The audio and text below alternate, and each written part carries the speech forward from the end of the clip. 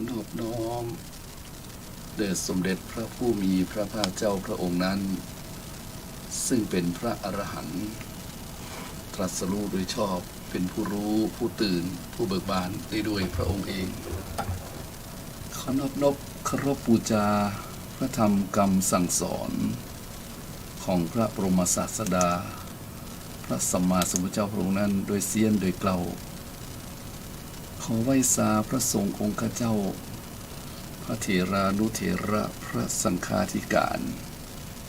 ครูบาอาจารย์สมภารท่านเจ้าทั้งหลายในวันนี้ก็ขอไหว้สาบารมีทำครูบาอาจารย์ทั้งหลายด้วยความเคารพนอบเป็นที่สุดนะครับขอความสุขความเจริญในธรรมจงมีแก่ญาติโยมท่านสาธุชนทั้งหลายในวันนี้รายการธรรมะเพื่อการสืบสารเพิ่มแรงบันดาลใจวัดชัยสถานป่าเสาน้อยตำบลสันปุเรยเวกิจจังหวัดเชียงใหม่ก็ได้มาพบมาปะกับท่านทั้งหลายอีกครั้งหนึ่งตามอำนาจแห่งบุญหลวงปู่เป็นเขียนว่า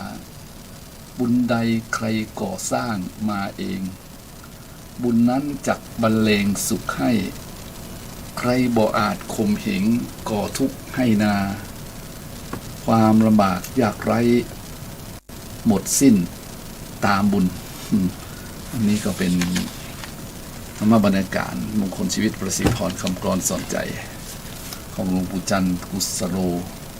หลวงปู่พระพุทธพระวจนะวราพรเพิ่งเขียนไว้หนังสือมงคลชีวิตประสิทธิพรตามหน้าบุญเนาะก็คืออำนาจบุญนั่นเองวันนี้ธรรมาภาพพระครูประภัชชัยคุณวัดชัยสถานป่าเสาน้อยตำบลสมเด็จเกษจังหวัดเชียงใหม่พร้อมทั้งพระครูสิริอมราภิรัตน์ท่านอาจารย์มหาจำลองวัดอมรนามสันอุ้มก็ได้นำธรรมะรายการธรรมะเพื่อการสืบสารและเพิ่มแรงบันดาลใจมามาจากญาติโยมท่านสาธุชนได้สดับตรับฟังในวันนี้ซึ่งเป็นวันพุธวันศีลวันพระพอดีท่านพระครูสิริอมราภิรัตน์ท่านวัดสันอุ้มท่านก็ได้มาสักคำวันนี้ท่านบอกตะกี้นี้ว่าเขาลากิจกรรมมีงานที่วัดก็เลยบรรเลงเองธรรมะวันนี้ก็เป็นไปตามสภาวะในญาติโยมปกตินี่ก็เป็นท่านพระครูสิริอมราภิรัตน์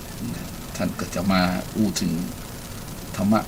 ในบทธรรมต่างๆแก่ญาติโยมฟังตั้งแต่เวลานี้เป็นต้นไปและก็โดยเฉพาะธรรมะมากมายมหาศาลญาติโยมอาจจะง่วงเพราะตอนบ่ายนี้มันเป็นเวลาไปเฝ้าพระอินทร์ของบางคนโดยเฉพาะท่านสวทั้งหลายญาติโยมเนาะก็บอกว่ากันนะฟังไปตัวเคลิ้มๆเลยกันแล้วกันเนี่ยโยมเนี่ยวันนี้ผู้บรรยายเองธรรมภาพก็คงจะเคลิ้มเหมือนในญาติโยมนะครับปกติวันนี้ก็ตั้งแต่เจ้าแล้วนะวันนี้นะจนควายจนเตี้ยนปลายหน่อยถึงล่นเข้ามาในห้องทรงวันนี้อูดตรงๆว่ามันญาติโยมเนาะเขาบอกว่ากันนะฟังไปตัวเคลิ้มๆเลยกันแล้วกันเนี่ยโยมเนี่ยวันนี้ผู้บรรยายเองธรรมภาพก็คงจะเคลิ้มเหมือนในญาติโยมนะครับปกติวันนี้ก็ตั้งแต่เจ้าแล้วนะวันนี้นะจนควายจนเตี้ยนปลายหน่อยถึงล่นเข้ามาในห้องทรงวันนี้อูดตรงๆว่ามันต้องช่วยประคับประคองญาติโยมหน่อยเนาะโดยเฉพาะวันนี้ซึ่งเป็นชั่วโมงแรกในการที่มาพบมาปะกับญาติโยมในช่วงในคลื่น 104.5 แห่งนี้นะเพราะว่าสถานีของเรานั้นก็ได้หยุดการทำการถ่ายทอดออกเสียงทางสถานีวิวาปสมควรแก่เวลาเหมือนกันเนอะยาวนานเหมือนกันเนาะ2 อาทิตย์3 อาทิตย์เหมือนกันญาติโยมเนาะเพราะคลื่นเสียงก็เป็นไปตามสภาพของไตรลักษณ์ อันนี้จังทุกขังอนัตตานะเป็นธรรมดาของความเป็นจริงเนาะเพราะว่าเครื่องยนต์กลไกมีชีวิตหรือบ่มีชีวิตมันก็เป็นไปตามสภาพแห่งความบ่เที่ยงแท้แน่นอนเป็นอนิจจังแต่เครื่องเสียงบ่เป็นทุกขังนะโยม ทุกขังมันอยู่ที่คนบ่ได้ฟังคนบ่ได้อู้เนาะญาติโยมบ่ได้ฟังก็เป็นทุกข์เลยนะพระอาจารย์ครูบาปน้อยปนานบ่ได้อู้ก็เป็นทุกข์เหมือนกันนะแต่เครื่องเสียงมันได้พักเนาะมองถึงมุมหนึ่งก็ทุกอย่างมันเป็นไปตามธรรมชาตินะดังนั้นวันนี้ขึ้น 104.5 ออกมาทำหน้าที่ก็ต้องขอบคุณนะครูบาอาจารย์โดยเฉพาะท่านพระครูสมุวิศวรวรกิจโจในสถานีและก็เพื่อนพ้องน้องพี่ที่ร่วมด้วยช่วยกันอยู่ในห้องส่งนะครับคอยดูแลความเรียกว่าความถี่ดูแลความถี่คลื่นความถี่ซึ่งมันก็เป็นสิ่งที่ต้องโอ้โหญาติโยมเลยถ้าใจบรักใจบฮักแต่นี่ไปมือละนวะน่ะเนาะดังนั้นก็ต้องขอบคุณนะครับในความทรหดอดทนทรหดอดทนของท่านอาจารย์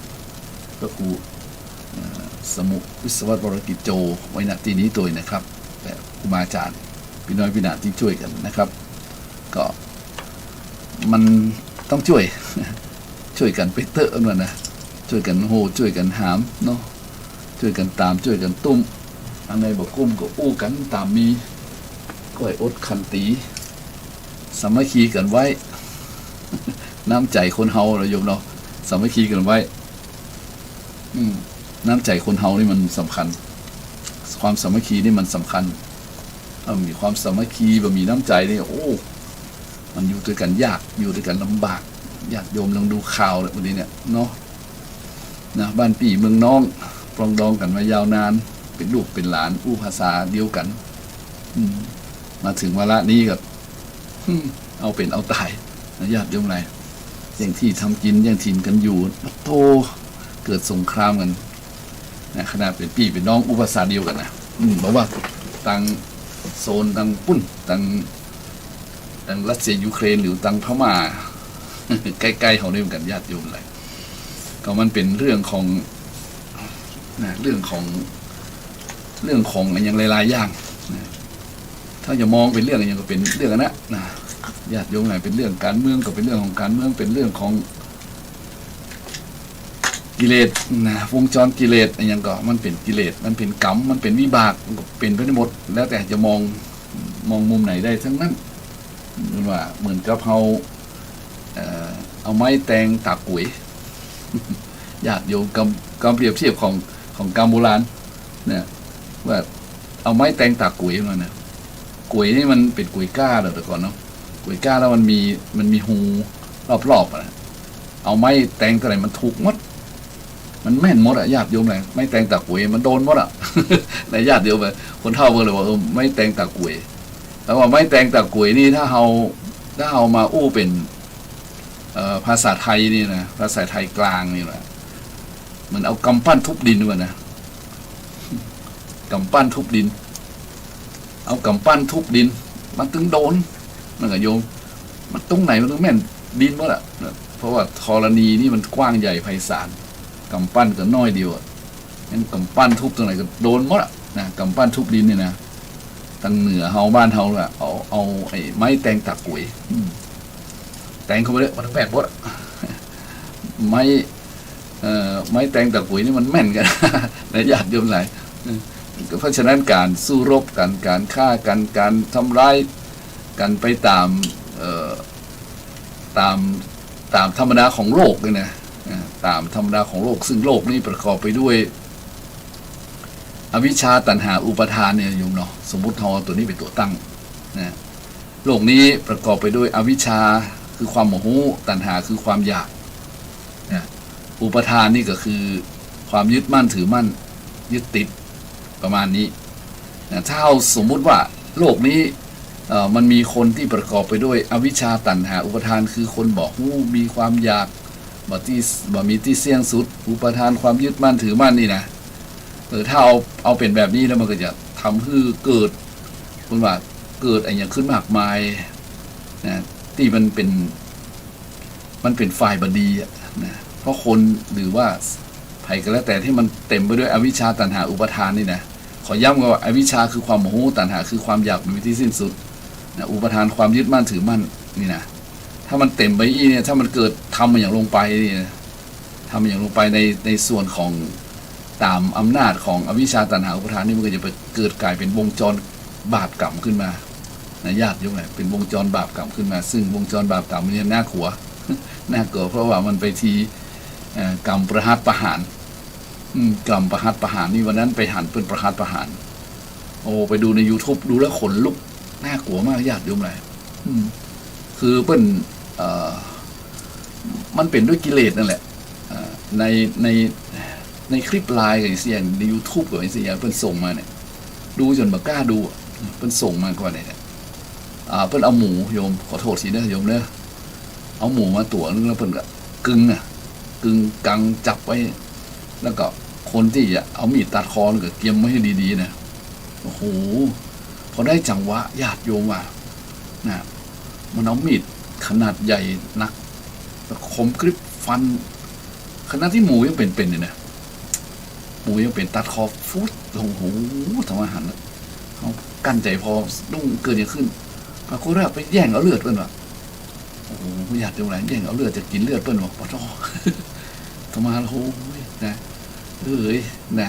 ก็เลยมุ้ยว่าได้ก็เลยมาบอกนี่นะมันประกอบด้วยแบบนี้ฮะมันเอามีดบั่นปุ๊ดนะปุ๊ดนี่นะต่อเลือดมันปุ่งกระชุดหมอหมูนี่หัวไปติ่งตัวไปติ่งมันเจอกันยับมันดิ้นเลยโยว่ามันก็คมหูตัวมันโดนอวัยวะร่างกายของมันขาดสิ้นดิ้นขาดไปเนี่ยมันโมโหหรอกโหเขาดูเนี่ยเขาคนดูหูโห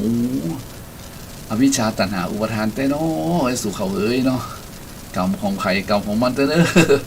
อัตมาก็ได้แต่โปร่งวางไอ้ญาติเรื่องอะไรคือเขาหูอยู่ว่าอะไรดีเนาะเนี่ยวงจรมันเกิดขึ้นตรงเนี้ยกรรมวิบากมันเกิดขึ้นตรงเนี้ยเนี่ยมันเกิดขึ้นเพราะอวิชชาบอกว่าการฆ่าสัตว์ตัดชีวิตมันก็เป็นบาปกรรมนะไม่ใช่ว่าหมูบางคนว่าโอ้ยหมูนี่มันเป็นสัตว์เลี้ยงโลกเองแต่ก่อนได้ยินคนเป็นว่าเนาะสัตว์เลี้ยงโลกก็ใช่เหมือนกันนะสัตว์เลี้ยงโลกเหมือนกันญาติเรื่องอะไรมันก็มีกรรมของมันแหละแต่ทรมานมันอิ่มเขาถ่ายเนาะทำแบบนี้บอกเขาท่าเพราะว่ามันดูแล้วมันเหี้ยมโหดเกินไปเนาะอัตมากับไหวเนี่ยญาติโยมอะไรเพราะว่าคนเฮาเกิดมาแล้วมันก็รักตัวกลัวกรรมกันหมดหรอกนะบอกว่าสัตว์บอกว่าคนบอกว่าสัตว์4 ตีน2 ตีนนะสัตว์ที่อู้ได้เหมือนเฮาคือมนุษย์หรือว่าสัตว์ที่บ่อู้ได้คือเดรัจฉานทั้งหลายเนี่ยมันก็รักตัวกลัวกรรมเหมือนกันมันก็รักตัวกลัวตายเหมือนกันนะมันก็รักตัวกลัวตายเหมือนกันเฮาลองเอาไม้ไปไล่ตุ๊บไปไล่ต่ำไปไล่ตีไปได้บุ๊บไปเนี่ยโอ้โหญาติโยมนะมันก็วิ่งหนีเอาตัวรอดนะแล้วมันก็มีความรู้สึกรักใคร่ยินดีดูเวลามันมีลูกโยมบอกว่าลูกสัตว์ตัวไหนลูกแมวลูกหมูลูกม้าลูกเป็ดลูกไก่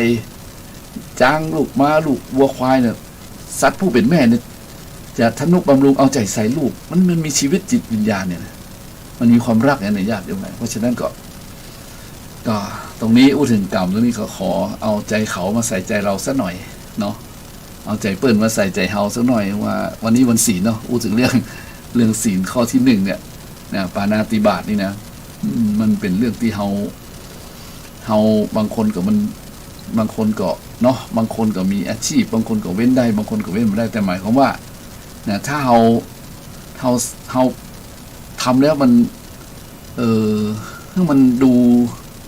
อย่างไรญาติโยมอะไรให้มันมาดูโหดเหี้ยมเกินไปเนาะนี่เล่นเอาหมูมาขึงไม่ใช่ขึงเลยเตรียมพร้อมจริงมันเนี่ยพอได้ท่าแล้วก็ใส่เลยไปทั่วมันรู้สึกโหดเหี้ยมมันทารุณจิตใจคนดูนะญาติโยมอะไรเพราะฉะนั้นอันนี้ไม่ได้ว่าใครแต่หมายความว่านี่ก็คือถ้ามันเต็มไปด้วยอวิชชาคือความโมโหเรื่องบาปบุญคุณโทษนี่นะโมโหจะเอาใจเขามาใส่ใจเราเนาะโมโหจะบุญบาปกรรมโมโหจะการเวียนว่ายตายเกิดที่มันโมโหนี่มันโมโหไปหมดเลยญาติโยมมันโมโหหมดละนะคือโมโหได้หมดเลยนะโมโหว่ามันทำแล้วมันจะเกิดโทษหรือเกิดอันอย่างในภายภาคหน้ามันได้คิดถึงเพราะคนเฮาเนี่ยมันถ้าเข้าใจเรื่อง ถ้าเข้าใจหรือนะหรือเข้าใจหรือมีความเชื่อสักน้อยหนึ่งนะเรื่องบาปบุญคุณโทษนี่นะเรื่องการเวียนว่ายตายเกิดเรื่องสวรรค์เรื่องนรกอย่างเหล่านี้นี่คนนั้นเพื่อก็บอกว่าจะพยายามนะเป็นว่าจะพยายามตั้งตัวตั้งตนไว้ในกรอบของศีลธรรมนะคือตั้งใจที่จะออกนะจะออกจากการประพฤติปฏิบัติที่มันทำนองนอกลู่นอกทางบ่ละเมิดศีลธรรมบ่ละเมิดกฎหมายเนี่ยประมาณเนี่ยถ้าคนที่มีความเข้าใจเรื่องนี้นะเรื่องบาปบุญคุณโทษเรื่องโลกหน้าโลกสวรรค์นี่โยมกระจายกลายเป็นคนที่เรียกว่าตั้งตัวไว้ชอบก็ได้ตั้งตนไว้ชอบคือการตั้งตนไว้ชอบนี่ต้องเข้าใจก่อนว่าคนตั้งตนไว้ชอบนี้มันเกิดจะเป็นผู้ที่ประกอบไปด้วยความมีศรัทธานะโยมตั้งตนไว้ชอบนี่จะเป็นผู้ประกอบด้วย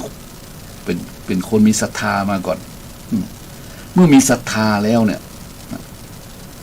เมื่อมีศรัทธาคือความเชื่อแล้วเนี่ยญาติโยมมันก็จะน้อมนึกน้อมในใจนะ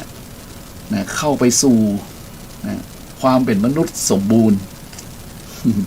มนุษย์สมบูรณ์ก็คือมนุษย์โสเนี่ยนะมนุษย์โสทีนี้ก็คือเป็นมนุษย์เต็มร้อยนะมนุษย์เต็มร้อยนี่จะเป็นผู้ที่เรียกว่าตั้งใจนะมนุษย์โสเป็นมนุษย์ที่ตั้งใจจะทำแต่ความดีตรงๆเนี่ยเนาะจะตั้งจิตตั้งใจจะทำแต่ความดีบ่มีที่เบื่อหน่ายตั้งใจที่ทำความดีอย่างพยายามที่สุดดีกว่าเนาะอย่างเต็มที่นะเพราะฉะนั้นคนที่มีศรัทธานะมีความเชื่อเหล่านี้ญาติโยมหลายก็จะมักจะข่มใจมันคือไหลไปตามอำนาจของความอยากนะคือเมื่อวิชาเขาครอบงำแล้วคนเฮาเนาะมันก็บอกมันเข้าครอบงำมันก็ไหลไปตามความอยากคือตัณหาแต่ถ้าคนที่เพิ่นมีศรัทธาประสาทาความเชื่อและเลื่อมใสแล้วเพิ่นก็จะพยายามควบคุมนะเมื่อมันไหลไปตามอำนาจของอวิชชามันก็เข้าไปสู่ห้วงแห่งตัณหาคือความอยากบ่มีที่สุดบ่มีที่ประมาณเพราะว่าความอยากนี้ถ้ามันได้ครอบงำคนใดในญาติโยมใด มันมืดไปหมดนะพระเจ้าตมาว่านะเพิ่นว่าอันทัตตมังตถาโหติยังโมโหสหเตนรังเนี่ยถ้าความอยากเข้าครอบงำนรชนคนใดแล้วความมืดความมืดมันจะเกิดขึ้นในจิตของคนนั้นมันก็จะบ่รู้จักบาปบุญคุณโทษบ่รู้จักประโยชน์ในโลกนี้โลกหน้าบ่รู้จักประโยชน์ตนประโยชน์ท่านนะมันก็จะเป็นประเภทที่ว่าหน้ามืดนะคือมันมืดหน้ามืดเอาแต่ได้เนี่ยญาติโยมอันนี้อันตรายมนุษย์แบบนี้อันตรายถ้าเราเห็นข่าวแบบนี้ตลอดข่าวแบบนี้ตลอดซึ่งเราจะทำอย่างไรบางทีเราสามารถจะทำได้นอกจากคือหมู่เฮาศรัทธาญาติโยมได้ช่วยกันนะช่วยกันบอกช่วยกันเตือนนะปีหูสองน้องหูหนึ่งปีหูหนึ่งน้องหูสองโบราณเพิ่งสอนไว้แล้วเนาะน้ำพึ่งเรือเสือพึ่งปลาเฮาเกิดมาแล้วมาพบกันนี่เป็นพี่เป็นน้องกันเป็นญาติกันนี่เป็นคนรู้จักมากคุ้นกันนี่เฮาต้องเตือนกันด้วยความหวังดีฮักกันเนี่ยต้องเตือนกันนะโยมฮักกันต้องเตือนกันนะฮักกันมาเตือนกันนี่โอ้มันไม่ใช่เพื่อนแท้นี่เนาะเพื่อนแท้นี่ต้องฮักกันแล้วต้องเตือนกันว่าอันนี้อย่าทำนะเพื่อนอันนี้ทำแล้วขืนทำเนี่ยมันเสียเครดิตนะมันพินาศนะอย่าทำเลยเพื่อนเนี่ยโอ้นี้ต้องขอบคุณเพื่อนนะเพื่อนที่น่าคบเพื่อนที่เคารพต้องเตือนกันนะถ้าญาติโยมไหนถ้ามาเตือนกันมาได้นะถ้ามาเตือนกันมันจะปล่อยประละเลยเพิกเฉยปล่อยเลยตามเลยนี่ก็มันก็ไม่ใช่เพื่อนแท้ที่ต้องเตือนอย่างครั้งหนึ่งสมัยพระโพธิสัตว์ พระสัมมาสัมพุทธเจ้าของเขานี้ได้เกิดเป็นพราหมณ์มีเพื่อนรวยพราหมณ์ก็มีคนรวยและคนจนนะโยมพราหมณ์คนรวยคนจนก็เป็นเพื่อนกันได้ทีนี้พราหมณ์โพธิสัตว์เนี่ยคือเป็นคนจนตอนนั้นได้เป็นคนจนกับคนจนนี่ก็ยังว่าเนาะสงบเสงี่ยมเจียมตัวแม่ก็ญาติโยมไหนคนจนนี่ต้องสงบเสงี่ยมเจียมตัวเป็นธรรมดาเนี่ยครั้งนั้นเพื่อนก็บอกว่าได้มีพระสัมมาสัมพุทธเจ้าได้เกิดขึ้นเนี่ยโอ้เพื่อนคนจนนี่แบบที่จนนี่นะแบบที่จนปัญญาเนี่ยแต่จนทรัพย์ฐานะนี่นะเกิดมาในอดีตภพชาตินี่อาจจะบรรทัดมูลไว้เกิดมาชาตินี้ก็เลยจนไงเมื่อเกิดเป็นคนจนนี่นะได้เพื่อนรวยนี่ก็ยังว่าสงบเสงี่ยมเจียมตัวแต่ที่นี่ครั้งเพื่อนประกาศพระศาสนานี้ครั้งนั้นไม่ใช่ยุคนี้ไม่ใช่สมัยพระพุทธเจ้าของนี่โยมเพื่อนว่าก่อนนั้นนะก่อนนั้นก็ได้มีพระพุทธเจ้าเกิดขึ้นตรัสรู้นะพราหมณ์ที่เป็นคนจนเนี่ยก็ได้ไปไหว้พระไปหาพระพุทธเจ้าตลอดเวลานะเพราะว่าเคารพมีศรัทธานะเชื่อมั่นในหลักคำสอนของพระสัมมาสัมพุทธเจ้าในครั้งกันโน้นนะครั้งกันนั้นแต่ส่วนเพื่อนรวยนี่นะคนรวยนี่มันมีหั่นอย่างเราโยมเนาะคนรวยเนี่ยนะมีหั่นอย่างนะเพื่อนที่เป็นคนจนนี่พยายามชวนนะชวนแล้วชวนอีกพัดเพี้ยนนะพัดผ่อนหมุนไปหมุนมาไม่ยอมเข้าวัดวันนะไม่ยอมเข้าวัดเพื่อนคนจนนี่ก็พราหมณ์พระโพธิสัตว์ซึ่งจนกว่าก็พยายามเหมือนพยายามจักพยายามจูงพยายามจวนพยายามจะเหนี่ยวรั้งพยายามอธิบายเหตุผลว่าพระทศพลพระสัมมาสัมพุทธเจ้าเกิดขึ้นมาบัจจิง่ายนะเพื่อนนะสหายนะยังได้ก็เอาไปอยู่ญาติโยมว่าบอกไปบ่สนนะที่สุดเป็นไงฮะก็มาเข้าวัดวันเวลาก็ผ่านไปนะเพื่อนคนจนพราหมณ์ซึ่งเป็นพระโพธิสัตว์นี่วันหนึ่งมีโอกาสไปเล่นน้ำด้วยกันไปเล่นน้ำด้วยกันกับนะคนแต่ก่อนพวกเราผมยาวเกาหมุนมวยผมกำลังอาบน้ำดำพุดดำว่ายกันอย่างสนุกสนานพระโพธิสัตว์ซึ่งเป็นคนจนในชาตินั้นก็คว้ามวยผมของเพื่อนคนรวยได้นะจักลงสู่น้ำกดลงโยมว่ากดลงมาอย่าทำมือสำลักน้ำกดลงมาอย่าทำมือตายนี่แหละโอ้นะบอกเพื่อนที่เป็นคนรวยมาเพื่อนนะข้าเตือนเองด้วยความหวังดีหลายครั้งหลายหนบอกว่าพระทศพลพระสัมมาสัมพุทธเจ้าไม่ได้เกิดขึ้นง่ายๆครั้งนี้จะบอกเลยครั้งสุดท้ายจะไปบ่อยว่าจะไปหาพระพุทธเจ้าไปหรือไม่จะไปเฝ้าพระพุทธเจ้าหรือไม่ไปฟังธรรมหรือไม่โอ้โหญาติโยมนะเอากันเป็นเอาตายนะ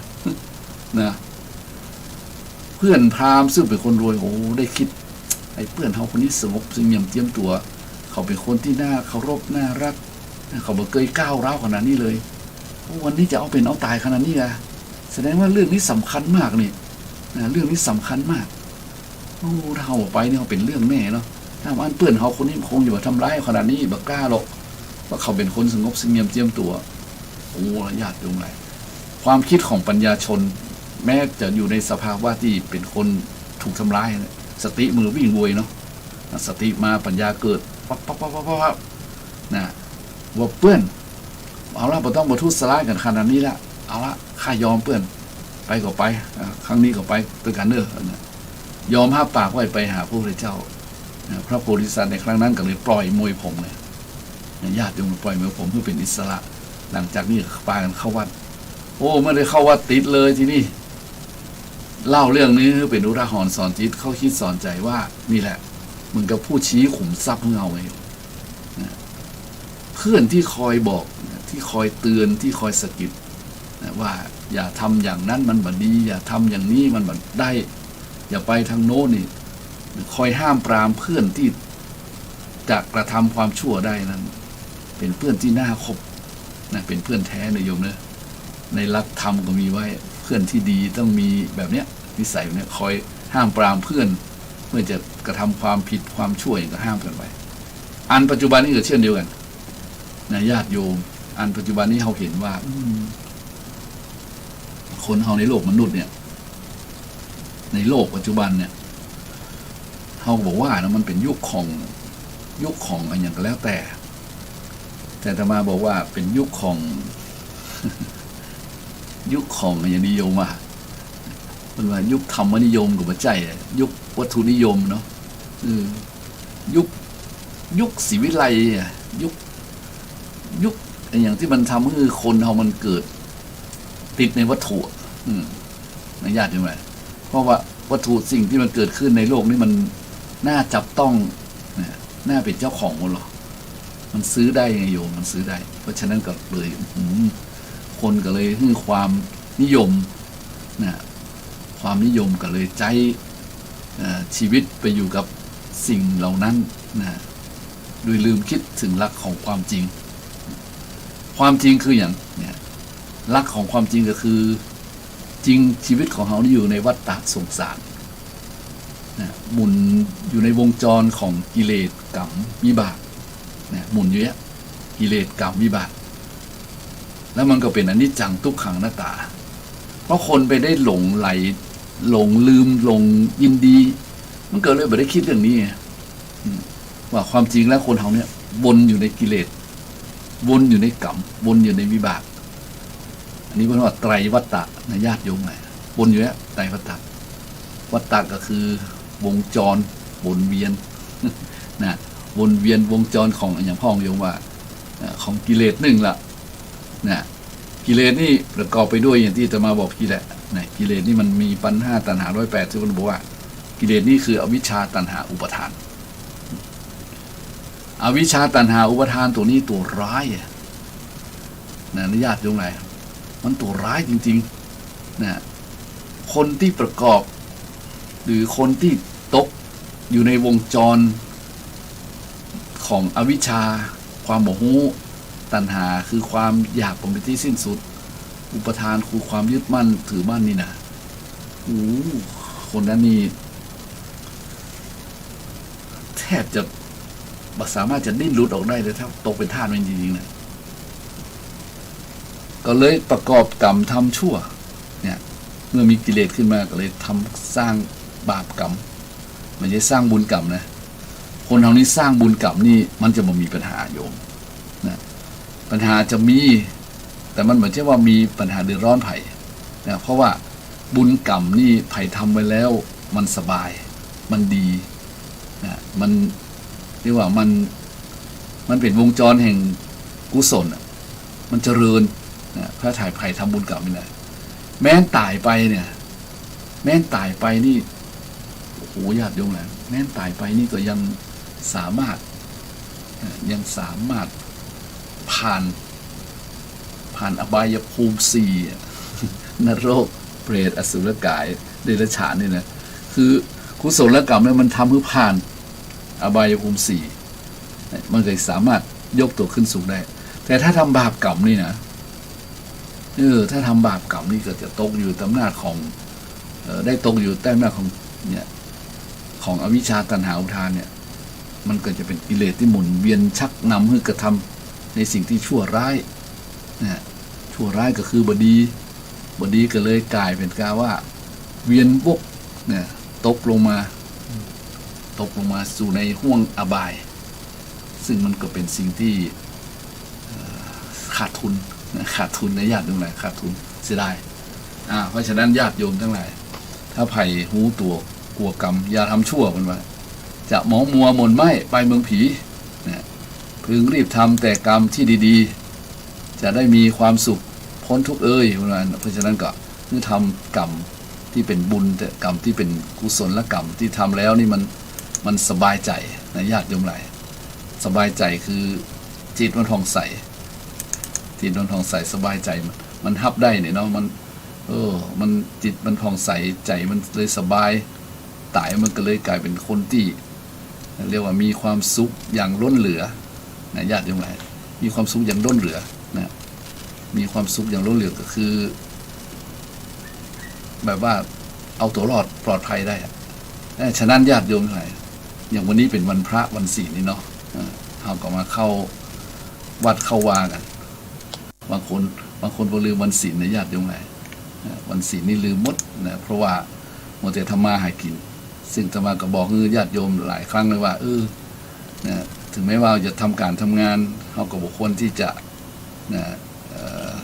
ลืม วันศีลวันพระเอาคนที่จะไปหาวัดวาอารามพ่อง เพราะว่าเขาท่านทั้งหลายก็มีสิ่งต่างๆที่ต้องทำอยู่ แต่เขาก็บ่ละเลยซึ่งสาระแห่งชีวิตอันนี้เคยอู้ไว้บ่อยๆในญาติโยมตอนนี้ก็ขอพักสักน้อยนึงเลยโยมเนาะตอนนี้ธรรมะธรรมโมนี่มันอู้ไหลบางทีญาติโยมอาจจะวัดสบายหู คือทำง่วงกันเลยเนาะเดี๋ยวขอพักเบรกสักกรรมเลยโยมเนอะ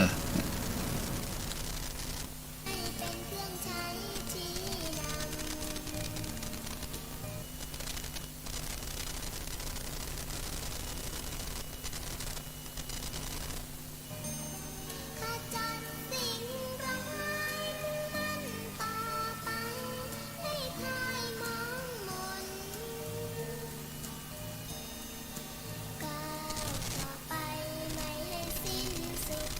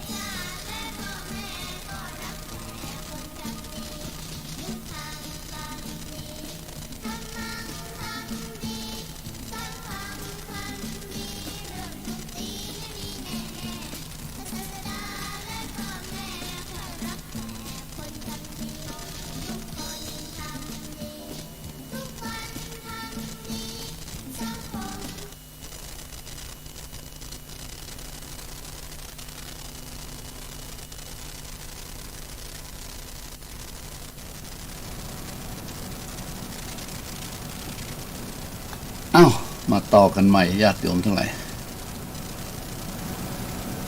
ท่านพระครูสมุวิศวัตท่านบอกมาว่าอาจารย์เสียงเบาไปหน่อยล่ะ เสียงเบาไปหน่อยก็ต้องเร่งเสียงขึ้นน้ำหน่อยนะครับขอบคุณครับท่านอาจารย์ครับวันนี้อาจจะเสียงอาจจะบ่ค่อยแจ่มใสจากอินเทอร์เน็ตตัวใดเนาะเพราะว่ามันบ่ได้จัดหลายวันละ อากาศวันนี้ก็ร้อนนะญาติโยมหลายนะอากาศบ่ค่อยเย็นเนอะวันนี้อากาศอบอ้าวพอสมควรใครอยู่อากาศโล่งๆก็ต้องระวังนะโยมเนี่ยเพิ่นบอกว่าร้อนกายอยู่ร่มไม้สบายป่าช่วยผ่อนคลายอยู่ได้ร้อนจิตรีบขวนขวายหาธรรมธรรมะดุจเทียนใต้ส่องแจ้งทางเดินฮ้อนกายก็อยู่ห่มไม้สบาย นะญาติโยมป่าก็ช่วยผ่อนคลายอยู่ได้เป็นว่าอันแต่ฮ้อนจิตนี่ฮ้อนจิตคือไปอาบน้ำวังหินนะญาติโยมฮ้อนจิตฮ้อนใจนี่มันเป็นสิ่งที่รู้เฉพาะตนเป็นว่าร้อนจิตรีบขวนขวายหาธรรมวันนี้วันธรรมสวนะวันนี้วันศีลวันพระฮือละฮือลดฮือเลิกนะฮือหาหนทางเอาตัวเก่าเข้าไปสู่วังหิน สู่วังหินคือเป็นว่าไข้เย็นฮืออาบน้ำวังหินนะไข้เย็นกายฮืออาบน้ำไข้เย็นใจฮืออาบน้ำวังหินน้ำวังหินในที่นี้คือน้ำธรรมคำสอนของพระพุทธเจ้านะญาติโยมเพิ่นบอกว่าคนเฮานะทุกสิ่งทุกอย่างนะทุกสิ่งทุกอย่างมันเกิดขึ้นนะมาจากเหตุนะมาจากเหตุอันนี้ท่านพระครูสมุวิศวะท่านบอกว่าท่านพระครูสมุเพิ่นบอกว่าเพิ่นไลน์มาว่าเสียงดังแล้วครับขอบคุณนะครับอาจารย์พระครูสมุวิศวะนะครับมันมีจากเหตุมันมาจากเหตุญาติโยมไหนเอามาพูดถึงเรื่องเหตุเรื่องผลหน่อยเนาะคือทุกสิ่งทุกอย่างเนี่ยมันมีเหตุและปัจจัยเหตุและปัจจัยเนี่ยคนเฮาปัจจุบันมักจะลืมไปว่าทุกสิ่งทุกอย่างมีที่มาด้วยเหตุและปัจจัยไม่ใช่ด้วยบังเอิญนะญาติโยมเหมือนกับในครั้งที่พระพุทธเจ้าของเฮาเผยแผ่พระธรรมคำสอนใหม่ๆท่านก็มีพระอัครสาวกไปที่องค์ตอนนั้นนะมีปัญจวัคคีย์ทั้ง5นะตอนนั้นก็ยังสมัครสมานพรรคพวกหรือว่าภิกษุบริษัทนี่บ่นักเตือก็มีท่านอัสสชิเนี่ยวันหนึ่งท่านเดินทางบิณฑบาตเที่ยวบิณฑบาตพระท่านอัสสชินี่เป็นหนึ่งในปัญจวัคคีย์แล้วเนาะโยมเนาะก็เดินด้วยความสำรวมหน้าตาของท่านก็เป็นพระอรหันต์เนี่ยผ่องใสใจเบิกบานนี่ครั้งกันโน้เนี่ยญาติโยมหลายเพิ่นบอกว่าคนเฮาแสวงหาธรรมเนี่ยแสวงหาธรรมเหมือนกับว่ามันฮ้อนกระวนกระวายอย่างที่อูริกะเนี่ยเพิ่นบอกว่าถ้าฮ้อนนี่มันต้องเข้าหาทางธรรมะคนสมัยก่อนก็หนึ่งในนั้นก็คือท่านพระสารีบุตรท่านโมคคัลลานะในกลุ่มชนมหาชนทั้งหลายเหล่านั้นในครั้งนั้นก็แสวงหาโมฆะธรรมเหมือนกันไปบวชอยู่ในสำนักของท่านสนชัยปริภาโชคสำนักใหญ่แต่ก็ยังแสวงหาธรรมเพราะว่ายังบ่ถูกจริตยังคิดว่าบ่ใจเตื้อนะบ่ใจเตื้อนะสองสหายนะท่านอุปติสสะท่านโกริตะเนี่ยคือพระโมคคัลลานะพระสารีบุตรนี่นะเลยมาทำสัญญาต่อกันว่าถ้าไผเจอ ธรรมะจะต้องมาบอกกันนะมาอู้กันก่อนนะมาบอกเป็นคนแรกเลยนะสัญญากันไว้นะที่มาในครั้งนั้นก็มีเรื่องของพระอัสสชิเถระเนี่ยออกบิณฑบาตทีนี้พระนมเนี่ยสารีบุตรเนี่ยอุปติสสะเนี่ยก็ไปเห็นเขาใส่อาการกิริยาท่าทางหน้าตาองค์นี้แหละใช่แน่ ใช่แน่ก็รอให้ท่านบิณฑบาตเนี่ยจบเสียงมดเรียบร้อยบิณฑบาตชั้นนี้เรียบร้อยเข้าไปถามไงเนี่ยเอาความมาอูญาติโยมฟังว่าเนี่ยถามว่าท่านอาจารย์ครับโอ้โหท่านอาจารย์หน้าตาของท่านอาจารย์ผ่องใสไผ่เป็นศาสดาของพระอาจารย์ท่านอาจารย์บวชเพื่อเฉพาะไผ่ทำสนทนาเนาะคือพระศาสดาของพระอาจารย์สอนยังเนี่ยโอ้ญาติโยมหลายถามถูกที่ถูกคนเลยนะเรื่องเหตุผลนะเนี่ยเรื่องอันนี้เรื่องจะอู้ถึงเรื่องเหตุและปัจจัยนะเหตุและผลเนี่ยตอนนั้นพระสัชชิบวชได้เมื่อกี้ตอนใดเนาะแบบเมื่อน่ะแบบถึงปีจะแค่เนาะตอนนั้นช่วงต้นๆนะญาติโยมหลายท่านองค์นี้เป็นคนอู้น้อยแต่เป็นแสดงธรรมแบบพื้นหันน่ะอู้ฟังบัตรนัดก็ทำให้ดูเป็นอยู่เห็นนั่นแหละก็เลยเมื่ออุปติสสะเข้าไปเจอถามเลยโอ้โหพระศาสดาของท่านสอนอย่างใดว่าจะได้เนี่ยญาติโยมตอนนั้นพระพุทธเจ้าของเราก็อยู่ป่าเนาะ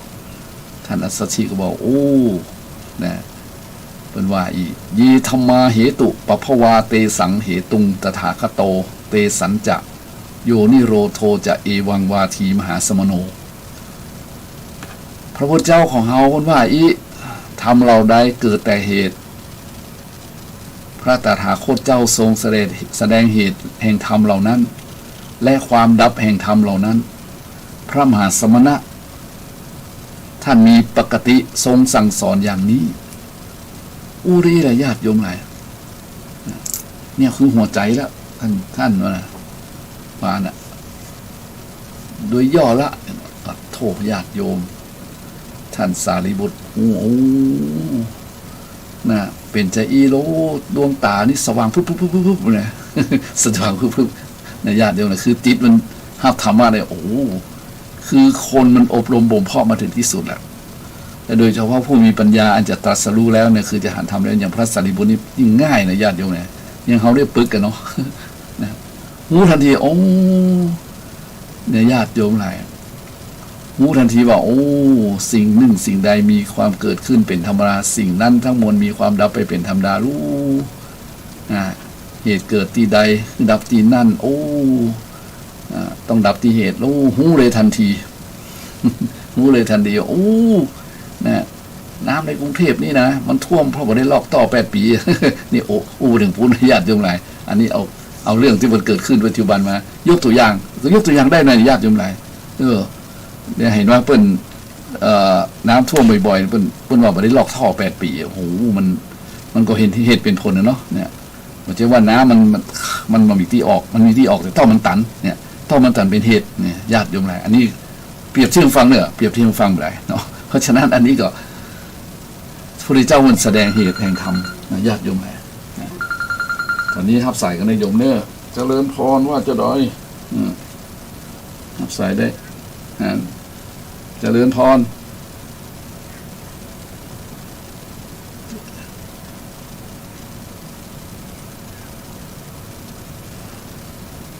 โอ้วันที่25เต็มหมดแล้วเนาะมันสะดวกเลยเต็มหมดเลยเนาะจะเดินพรเป็นมานิมนต์โยมเมื่อเป็นโทงเคยใส่เพราะฉะนั้นญาติโยมมาฟังต่อนะมันพอดีเป็นมาโทรศัพท์เข้ามานิมนต์ก็เลยเป็นเหตุเป็นผลญาติโยมหมายว่าปัจจุบันนี้คนเฮาเกิดมาบางทีลืมคิดพิจารณาไปโตดโน่นโตดนี้บางทีบางครั้งบางคราวมันก็ใจนะมันเหมือนกับเอาไม้แตงตากวยมันก็แม่นอยู่แต่บาง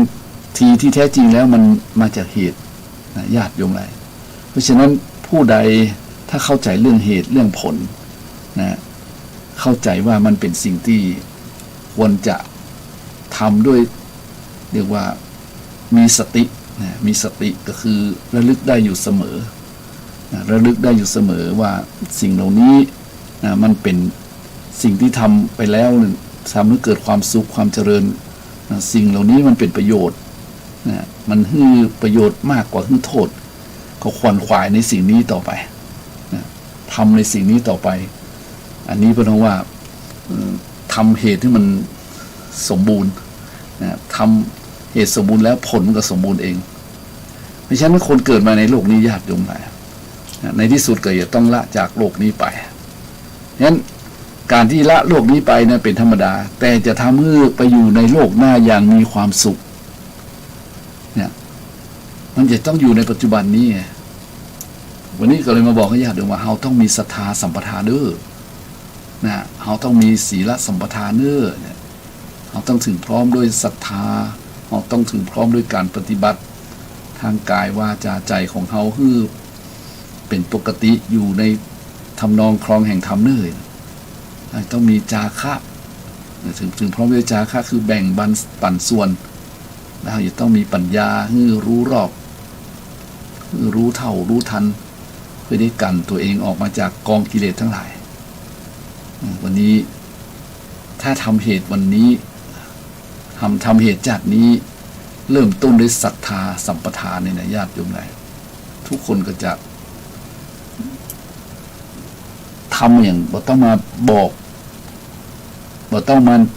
น่วงเหนี่ยวโฆษณาอย่างเช่นวันพรุ่งนี้เข้าพรรษาแล้วนะโยมอย่าลืมบ่ต้องมีไผมาบอกว่าเข้าพรรษาเลิกสุราลดเหล้าเข้าพรรษาบ่ต้องไปบอกนะเพราะมันเกิดเพราะว่ามันเกิดจิตสำนึกนะจิตสำนึกนี้มันเกิดจะทำให้คนนะเกิดความขวนขวายโอ้ถึงเวลาที่เราจะต้องเนี่ยมันก็ญาติโยมหลายลดละลดปลดเรื่องจากเรื่องสิ่งที่มันเป็นอบายมุขเนี่ยสิ่งที่มันทำให้เรามันมึนมั่วเมาเนี่ยนะยึดติดอยู่นี่นะเราจะต้องหันหน้าเข้าวัดอาบน้ำฟังธรรมมันนะชำระใจเกิดศรัทธานี่มันจะขวนขวายเองโยมนะมันจะขวนขวายมันจะเข้าหามันจะเสาะหาเองบุคคลใดเสาะหาเองนี่นะเพราะว่าขวนขวายด้วยศรัทธาเองนี่นะมันก็จะ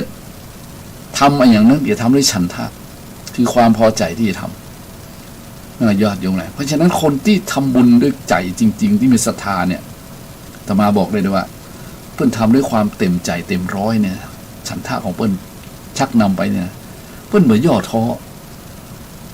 อย่างวันนี้เพิ่นมีการมีงานกันเหมือนกันทุกคนเนี่ยญาติโยมทุกคนต้องไปทำงานเนาะอย่างวันนี้อาตมาถามโยมคนหนึ่งทำงานไปต้องไปแต่วันศีลนี่ละบ่ได้ไปขวายหน่อยลาหัวหน้างานไว้แล้วบอกอันลูกพี่ไว้ละโอ้ลาหัวหน้างานไว้ละเดี๋ยวผมมาล่าหน่อยเนอะบอกลูกพี่ไว้ละเดี๋ยวมาขวายเนอะวันนี้วันศีลวันพระมาอย่างบ้านมาอย่างโอ้มาอันดับแรกมาอย่างไหว้พระหับศีลสวดมนต์ไหว้พระสวดมนต์หับศีลเสร็จแล้วก็ถวายภัตตาหารถวายนั่นนี่นั่นมันก็คือตาลเสร็จแล้วก็ฟังธรรมสัมโมทนิกถาเสร็จแล้วก็ทำจิตตภาวนาโอ้แกใช้เวลาในช่วงเนี่ยญาติโยมเนี่ยด้วยฉันเรียกว่าด้วยฉันทะด้วยความพอใจด้วยความเต็มใจไอ้นายคนนี้มีเพื่อนว่ามีศรัทธาเต็มร้อยอาตมาเคยเห็นเขามามันรู้สึกว่าเป็นคนที่เข้าใจเรื่องเนี่ยเรื่องบาปบุญคุณโทษเรื่องประโยชน์ในโลกนี้เรื่องโลกหน้าเป็นคนบ่ประมาทในธรรมบ่ประมาทในวันเวลาถึงแม้ว่าเป็นวันทำงานนะอย่างวันนี้วันพุธเนาะทำงานหรือวันไหนที่เป็นทำงานเพื่ออุตสาห์ปลีกตัวออกมาต้องมีใครมาชักนำเนี่ยเพราะรู้เลยว่าโอ้เนี่ยมันเป็นว่าฉันทะคือความพอใจเกิดจากศรัทธาเกิดจากความเข้าใจว่าบาปบุญคุณโทษได้มีจริงนะการเวียนว่ายแต่เกิดมีจริงนะนรกสวรรค์มีจริงใครทำดีได้ดีจริงมีจริงนี่นะคนนี้เป็นจะขวนขวายเองนี่แหละญาติโยมก็เลยบอกให้ญาติโยมว่าไปอย่างเงี้ยนั้นพระเจ้าสอนแบบพิษเมื่อมีศรัทธาสัมปทานถึงร้อยศรัทธาแล้วก็มันก็จะชักนำก้าว ไปสู่แห่งการเป็นว่าการปฏิบัติก็มีตั้งแต่คือตานรักษาศีลเจริญจิตตภาวนาฟังเทศน์ฟังธรรมหรือทำจิตใจให้ตรงบ่เบียดเบียนไผ่บ่ลักขโมยของไผ่บ่ทำร้ายไผ่นะอยู่อย่างเป็นคนที่เป็นสุจริตชน สุจริตชนนี่ก็คือคนที่สุจริตจิตดีคนจิตดีมันบ่คิดจะโลภรับเอาของไผ่เนี่ยไม่ก็ญาติโยมหลายเนี่ยจิตมันดีสุจริตชนเนี่ยมันจะเป็นทางสายเส้นหนึ่งที่ต้องใช้วิริยะคือความเพียรนะญาติโยมหลายอดท่องอิ่มท่องกับจังมันเส้นทางแห่งบุญนี่มันจึงมันใจของที่จะเรียกว่าง่ายๆนะญาติโยมหลายมันง่ายนะมันง่ายคนที่จะไปสู่พระนิพพานได้นี่อย่างกับพระพุทธเจ้าก็ดีหรือพระอรหันต์เจ้าทั้งหลายก็ดีเนี่ยโอ้ก็ต้องเรียกว่าวิริยะอุตสาหะอย่างเปี่ยมล้นบนถนนเส้นทางแห่งพระนิพพานเนี่ยไวเข้าถึงพระนิพพานได้นะเวียนว่ายตายเกิดยาวนานภพชาตินี้บางทีบางครั้งได้เกิดเป็นคนทุกข์ทุกข์ยากเข็นใจที่เกิดมาเป็นขอทานบางคนบางครั้งเกิดมาอย่างเราได้ยินพระธรรมเทศนาพระเจ้า10 จาตุก็ดีเนี่ยญาติโยมไทยพระเจ้า500 จาตุก็ดีเนี่ยมันฟังแล้วมันโอ้โหต้องใช้เวลามากมายเพราะฉะนั้นเราทำประโยชน์ในโลกนี้ปัจจุบันนี้เมื่อมีศรัทธาแล้วก็รักษาศีลกินทานจาคะออกไปญาติโยมหลายแล้วที่สุดมันก็เจริญจิตตภาวนาเพื่อให้เกิดปัญญาไงปัญญานี่ไม่ธรรมดานะญาติโยมหลายถ้าไผ่บะหมี่นี่ หาทรัพย์มาได้ก็แล้วกันเถอะนะคนที่บ่มีปัญญาเนี่ยหาทรัพย์มาได้นะญาติโยมหลายบางทีทรัพย์มีอยู่ก็รักษาไว้บ่ได้นะเพราะปัญญาบ่มีนะเพราะฉะนั้นมันแสวงหาปัญญามันอบรมให้ปัญญาเกิดปัญญาจะเกิดจากไหนง่ายๆญาติโยมหลายพื้นฐานสุตตมยปัญญาที่เคยได้ยินได้ฟังกันนะปัญญาเกิดจากการฟังฟังบ่อยๆฟังแล้วมาคิดมาพิจารณาเนี่ยจินตามยปัญญาเสร็จสับเรียบร้อยแล้วก็นำมาปฏิบัติเพ่งพิจารณาด้วยโยนิโสมนสิการพอไปมันอะไรกันแน่ที่มันเป็นสิ่งจีรังพิจารณาไปพิจารณามาบอกมันบ่มีจีรังสักอย่างนะแล้วก็ปล่อยวางได้ก็จบเลยตอนนั้นถ้าปล่อยวางได้ก็จบเลยนี่ตามสูตรญาติโยมไหนตามสูตรถ้าปล่อยวางได้ก็จบละนะจบบทเรียนญาติโยมไหนเพราะปล่อยวางได้หมดละเนาะอันนี้แหละเพิ่นบอกว่ามันไปตามแบบนี้เลยนะมันเป็นลักษณะของการพัฒนาจิตนั้นใครมีศรัทธาอย่าก้าวข้ามไปถึงการปฏิบัติเรื่องศีลเรื่องจาคะแล้วผลที่สุดมันก็จะไปถึงการอบรมบ่มเพาะแห่งปัญญาเนี่ยปัญญาจะเกิดขึ้นกับฟังเนี่ยก่อนฟังแล้วนำไปคิดนำไปพิจารณาศึกษาต่อยอดนะแล้วก็พัฒนาตัวเองขึ้นไปผลที่สุดก็จะทำให้การเวียนว่ายตายเกิดนั้นมันเรียกว่ามันสั้นลงแทนที่จะเกิดสัก100 เตื่อยเนาะ100 จาตุมันอาจจะเหลือสัก10 จาตุเองดีเราอยากดูไหมตามกำลังความเชื่อเป็นที่นี่เนาะเพราะว่า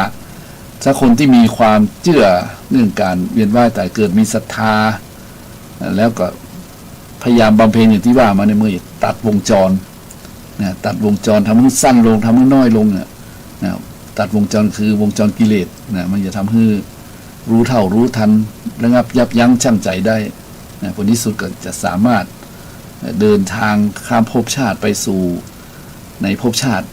ก็จะเพื่อเกิดเวียนว่ายแต่เกิดได้สั้นน้อยลงเหลือน้อยลงเพราะว่าเนี่ยบารมีธรรมตัวนี้คือปัญญาบารมีเนี่ยมีระยะอย่างไรในช่วงนี้ตอนนี้เนาะเพราะฉะนั้นเดี๋ยวในแซดญาติโยมเนี่ย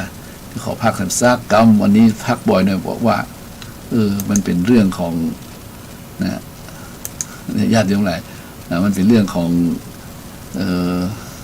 การไปได้พักผ่อนแล้วมาเข้าสู่รายการเนี่ย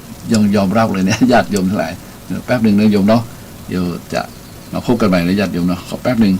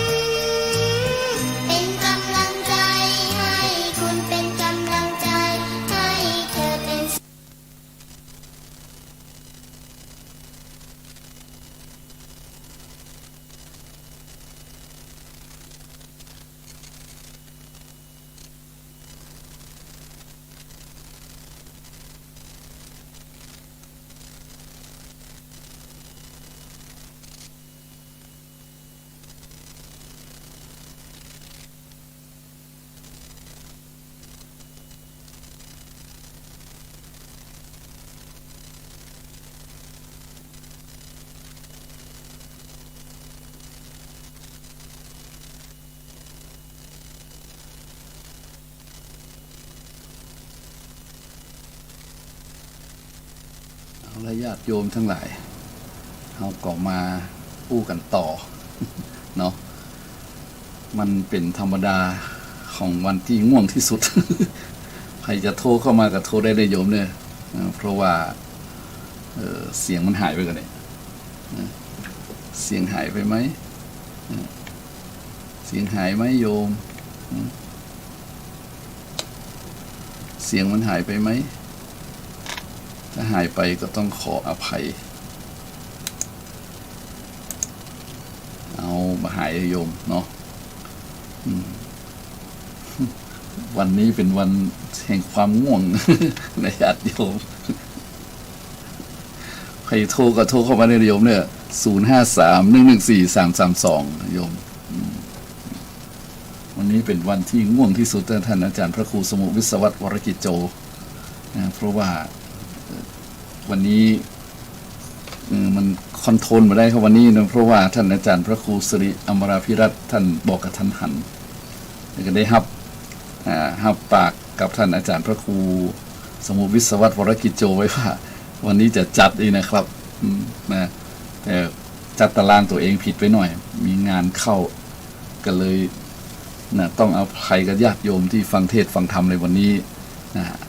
ก็เอาเป็นเรียกว่าธรรมะสปะสเปดบุกเตศบละกอเบาๆสบายนะญาติโยมทั้งหลายเนาะนี่ขออภัยกันเนี่ยแล้วก็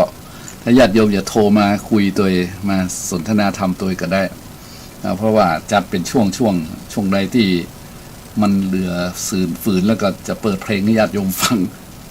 เป็นการขยับขยายอารมณ์กันแล้วกันนะโยมเนาะนี่ขออภัยนะ053-114-332นะโยมเนี่ยที่นี่รายการธรรมะเพื่อการสืบสานและเพิ่มแรงบันดาลใจวัดชัยสถานปราสาทน้อยตำบลสันปุระแห่งจังหวัดเชียงใหม่รับใช้คณะสงฆ์รับใช้ครูบาอาจารย์เพื่อที่จะเป็นการบรรณาการญาติโยมเนาะรับใส่กันนะโยมเนาะ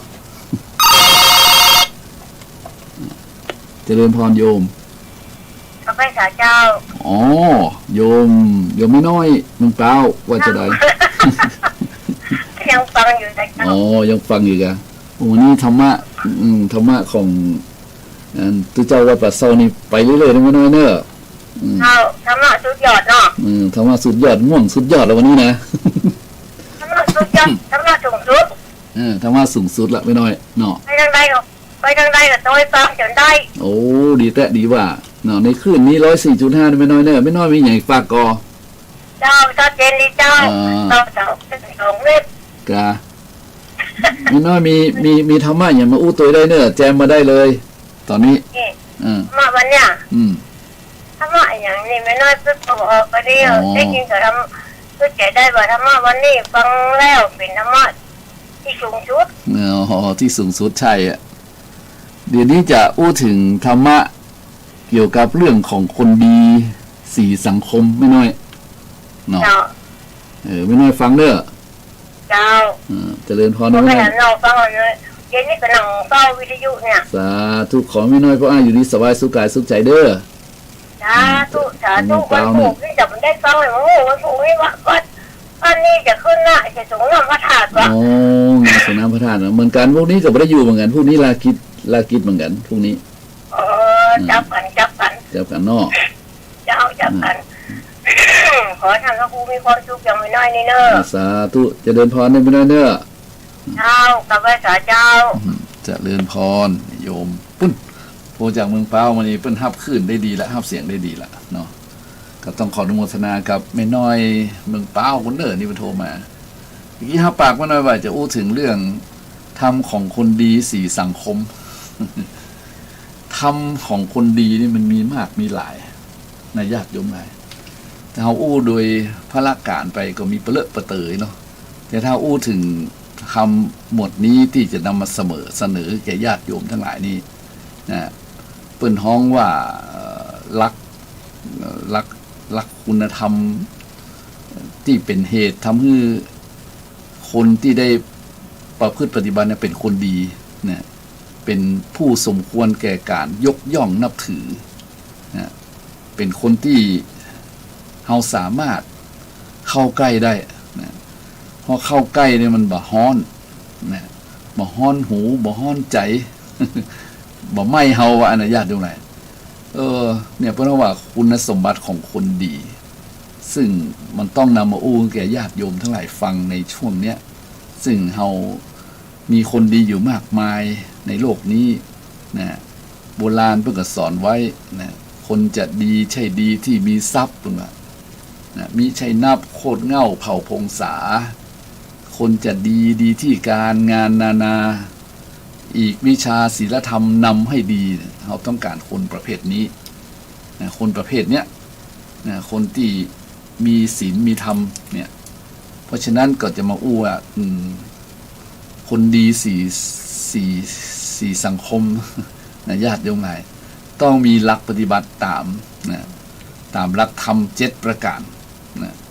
เพราะว่าธรรมของสัตบุรุษนะซึ่งทุกคนบอกว่าไม่ยิงประจายใหญ่น้อยยิงใจตั้งหลายนะสามารถนำมาประยุกต์ใช้นะและนำมาปฏิบัติคือสมควรแก่ตัวเก่าได้โดยเฉพาะผู้ที่เป็นผู้นำก็ดีหัวหน้าก็ดีนี่จะต้องเรียกว่าประพฤติปฏิบัติธรรมคือครบนะจึงจะได้เป็นผู้บังคับบัญชาที่ดีผู้นำที่ดีนะผู้เป็นแบบอย่างที่ดีในสังคมก็จะทำให้เป็นผลต่อการทำงานอย่างมีประสิทธิภาพนะทำให้ตัวเก่านั้นตัวเองซึ่งปฏิบัติตาม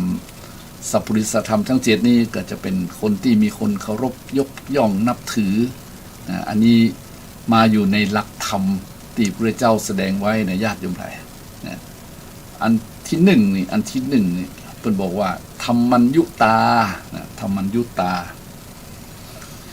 ธรรมัญยุตาคือรู้จักเหตุนะรู้จักเหตุว่าสิ่งนี้ทำไปแล้วดีนะสิ่งนี้ทำแล้วดีทำต่อเนี่ยญาติโยมไหนง่ายๆนะรู้จักเหตุว่าสิ่งนี้ดีแล้วทำต่อเพื่อให้ผลดีนั้นเป็นผลแก่ตัวเก่าเรื่อยไปเรื่อยไปเพราะฉะนั้นบุคคลใดก็ตามรู้จักเหตุดีแล้วทำต่อให้มันดียิ่งขึ้นไปนั้นนั่นแหละญาติโยมไหนพระท้องสัตบุรุษเหมือนกับพระสัมมาสัมพุทธเจ้าสมัยที่ยังเป็นพระโพธิสัตว์หลายครั้งนะที่พระองค์ทรงแสดงออกเชิงนี้นะรู้จักเหตุนี่นะฮะและท่านก็ทำอย่างต่อเนื่องเนี่ยเราต้องเอามาเป็นตัวอย่างเนี่ยเราต้องเอามาเป็นเพราะว่าเนติแบบแผนอดเอาอย่างตอนที่ท่านเป็นพระเวสสันดรเนี่ยญาติโยมอะไรเนี่ยรู้จักเหตุก็รู้จักเหตุกะรู้จักเหตุอย่างเหตุที่ไปฮือด้วยทรัพย์ของพระองค์เองเนี่ยนี่อู้สิ่งที่ญาติโยมทั้งหลายได้ฟังและเข้าใจแล้วเนี่ยพระเวสสันดรฮือของตัวเองนะโยมไม่ใช่เอาของคนอื่นไปฮือนะฮือจ้างแก่เจ้ากลิงกราชเนี่ยนะเพราะว่าเจ้าบ้านเจ้าเมืองกลิงกราชเดือดร้อนนะฝนมาตก7 ปี7 เดือนนี่นะในญาติโยมทั้งหลายก็ต้องการพญาจ้างเนี่ยพญาจ้างอยู่ที่ไหนพญาจ้างเป็นอยู่ที่เมืองเนี่ยของพญาเวสสันดรเนี่ยมาขอไงเปิ้นฮื้อของที่เป็นของเปิ้นเนี่ยญาติโยมไหนชาวบ้านชาวเมืองก็มีอวิชชาตัณหาอุปทานมาเข้าใจนะเกิดความอยากโลภอยากจะเอาจ้างปัญจนาเคนไว้เป็นของสมบัตินะของตัวเก่ามีความยึดมั่นถือมั่นอุปทานยึดติดก็เลยบ่พอใจไงก็ของเปิ้นอยู่นะของประจ้างนี่เป็นของพระยาเวสสันดรนะโยมเมื่อเปิ้นฮื้อแล้วก็เป็นสิทธิ์ของเปิ้นนะโหชาวบ้านชาวเมืองบ่พอใจเกิดยกขบวนประท้วงมีสมัยนั้นนะญาติโยมเนี่ยแสดงว่าบ่ฮู้จักเหตุงั้นผู้เจ้าเพิ่นก็ต้องเนี่ยฮู้จักเหตุว่าเจ้าเมืองเปิ้นบ่ชอบก็เลยหนีไปอยู่ป่าไงเนี่ยเรื่องที่มาเนี่ยฮู้จักเหตุเนี่ยไปสงบจิตสงบใจบำเพ็ญพรตนะอยู่ในป่าเลยเนี่ยญาติโยมหลายอันนี้เพราะว่ารู้จักเหตุคือรู้จักและเข้าใจนะเข้าใจในกฎเกณฑ์ของสิ่งต่างๆนะมันถ้าใครทำได้นี่นะญาติโยมเลยผลที่สุดมาพระเวสสันดรอยู่ในป่านะบำเพ็ญจนพอสมควรแก่เหตุพญาสนใจ กับคุณแม่คุณพระแม่นางนะอยู่ที่บ้านไปเลยก็ต้องไปเอาเจิญไปอัญเชิญพระเวสสันดรพร้อมทั้งพระนางมัสีกับวังเนี่ยมูจักเหตุนะญาติโยมไรว่าโอ้บ่ได้ละเฮาไปกลัวชาวบ้านชาวเมืองนักล้ำไปละเพราะฉะนั้นอันนี้ได้ญาติโยมไรมันก็เลยเป็นต่อเนื่องว่าเนี่ยบุคคลใดก็ตามนะถ้าหูจักเหตุแล้วก็ระงับที่ต้นเหตุนั้นนะระงับที่ต้นเหตุนั้น ดับเหตุที่ต้นเหตุนั้นถ้าหากว่ามันเป็นเหตุที่บดีนะเป็นเหตุที่บดีดับมันสามารถสกัดมันได้สยบมันได้นะข่มมันได้ไว้มันได้นี่อาตมาว่านี่มันเป็นคนที่ต้องเชื่อชูบูชาแล้วนะถ้าหูจักเหตุอันดับที่หนึ่งเนี่ยโยมหูจักเหตุเหตุปัจจโยเหตุได้ปัจจัยนี่สำคัญดังนั้นเราต้องมาหูจักวิเคราะห์หาเหตุของสถานการณ์สถานการณ์ของโลกเนี่ยประเดี๋ยวนี้เป็นใดญาติโยมทั้งหลายโลกประเดี๋ยวนี้เป็นใดถามว่าโลกอะไรอย่างโลกมีสองอย่างที่หนึ่งโลกคือตัวเฮากวางศอกยาวาหนาคืบนี่เป็นห้องกายนครนิยมกายนครนี่นะมีประตูทางเข้าพี่ช่องเนี่ยตาหูจมูกลิ้นกายใจเนี่ย6 ช่องนี่นะเพราะฉะนั้นถ้าใครสามารถมีสติปิดประตูระงับยับยั้งทางเข้าออกสัญจรได้นี่เพิ่นว่ากายนครนี่ตกอยู่ในอำนาจของคนนั้นแหละสามารถควบคุมได้แต่ส่วนมากมันอย่างอันในญาติโยมอะไรมันจะไปตามอำเภอใจอันนี้ก็ว่ากันนะเพียงแต่ยกตัวอย่างฟังทีนี้นี่คือโลกภายในโลกตัวเฮาทีนี้โลกภายนอกรู้จักโลกนะญาติโยมนะโลกที่อยู่อาศัยทีนี้เหตุที่ทำให้โลกที่เราอยู่อาศัยนี้เดือดร้อนนะญาติโยมไทยมันก็มาแบบไหนญาติโยมว่ามันมาด้วยหลากหลายนะทั้งคนหู้คนบ่หู้คนอยู่ร่วมโลกเลยนะคนดีก็มีหลายคนร้ายก็มีทั่วเนี่ยนะคนชั่วก็มีคนจนก็มีคนปะปนเปกันในโลกเนี่ยเป็น 4-5 พันล้านคนนี่นะญาติโยมไหนมันก็เลยกลายเป็นว่านะโลกนี้ถูกทำลายโดยทรัพยากรของโลกมันร่อยหล่อลงไปอันนี้ตามนักวิทยาศาสตร์วิเคราะห์นะก็เลยไปเกี่ยวข้องกับธรรมชาตินะเพราะฉะนั้นเหตุที่ธรรมชาติมันผันผวนนะผันผวนก็คือโลกมันร้อนน้ำแข็งมันละลายนะเกิดลมพายุขึ้นนะฝนตกบ่ถูกต้องตามฤดูกาลลมแห้งอย่างนี้ญาติโยมไหนประเด็นโลกมันเกิดมาจากสาเหตุที่กล่าวมานี่แหละเพราะฉะนั้นเฮาเนี่ยใดช่วยโลกได้ล่ะเปิ้นก็บอกประเดี๋ยวนี้เปิ้นก็บอกว่าพยายามพยายามควบคุมกันเหมือนมันปล่อยก๊าซไปสู่เรือนกระจกเนี่ยที่มันประชุมกันเนี่ยนะเพราะฉะนั้นเหตุมันเกิดตรงเนี้ยเหตุเกิดจากกิเลสคนอันนี้เขารู้จักเหตุเพราะฉะนั้นเฮาต้องมาช่วยนะช่วยกันพยายามคือเป็นอยู่ธรรมชาติโดยธรรมชาติก็อาจจะช่วยได้น้อยในญาติโยมหลายนี่เป็นเรื่องของโลกมันใหญ่โตโอฬารเหลือเกินเพียงแต่ว่าเฮาฮู้จะเอาเหตุมันเป็นอย่างนี้เหตุที่ทำให้โลกร้อนเหตุที่ทำให้ฝนตกต้องตามฤดูกาลเป็นอย่างนี้บ่ถูกต้องตามฤดูกาลเป็นอย่างนี้นี่เฮามีส่วนที่ช่วยได้ก็ช่วยไป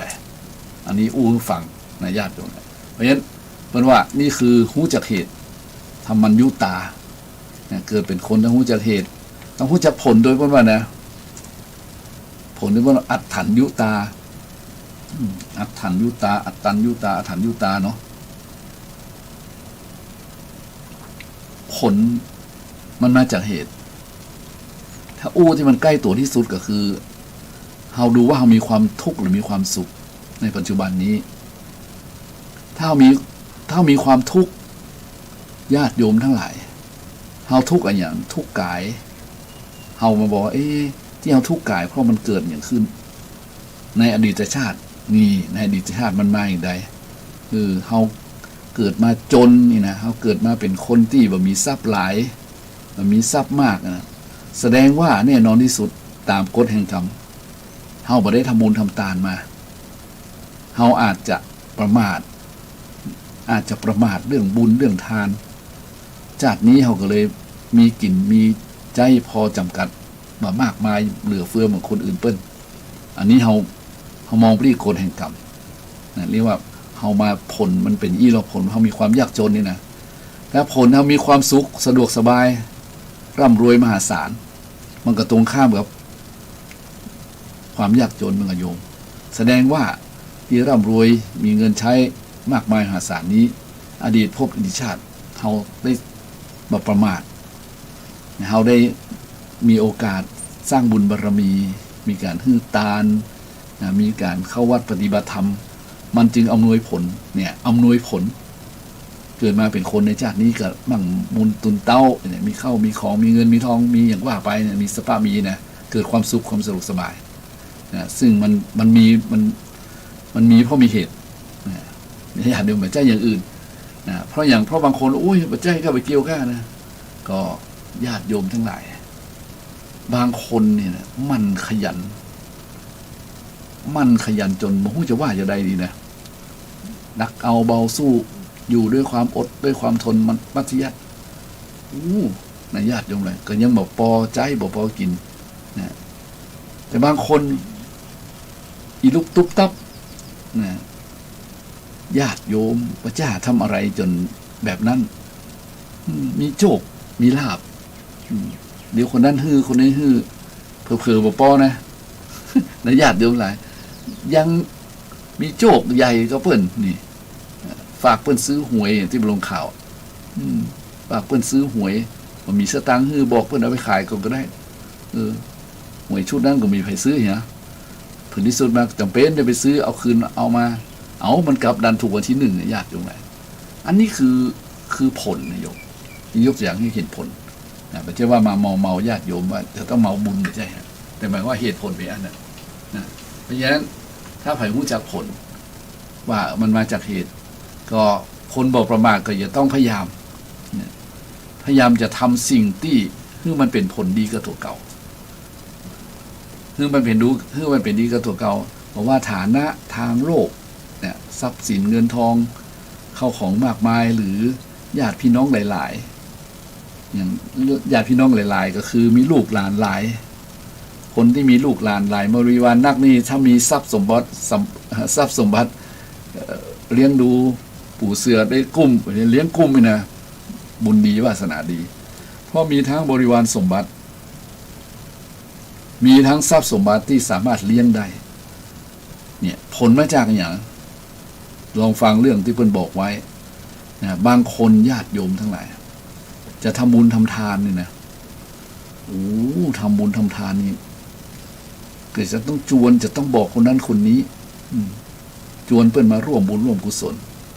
ว่าฉันจะทำบุญจะทำทานเนอะทำบุญไปตัวจวนคนนั้นคนนี้บอกบุญคนนั้นคนนี้ไปตัวอันนี้ส่งมากับเนี่ยเกิดมาเป็นผลดลบันดาลให้มีทั้งทรัพย์สมบัติมากมายหลายอย่างแล้วก็มีลูกหลานหลายคนบนถนนเส้นทางวัฏสงสารชีวิตนี่นะกลายเป็นคนที่พรั่งพร้อมมั่งมูลตุนเต้าทั้งทรัพย์บริวารทั้งลูกหลานนั้นเป็นบริวารอันนี้ญาติโยมหลายอันนี้คือผลที่ได้มาจากเหตุอันนั้นแต่บางคนนี่ญาติโยมหลายรวยทรัพย์สมบัติมากมายมหาศาล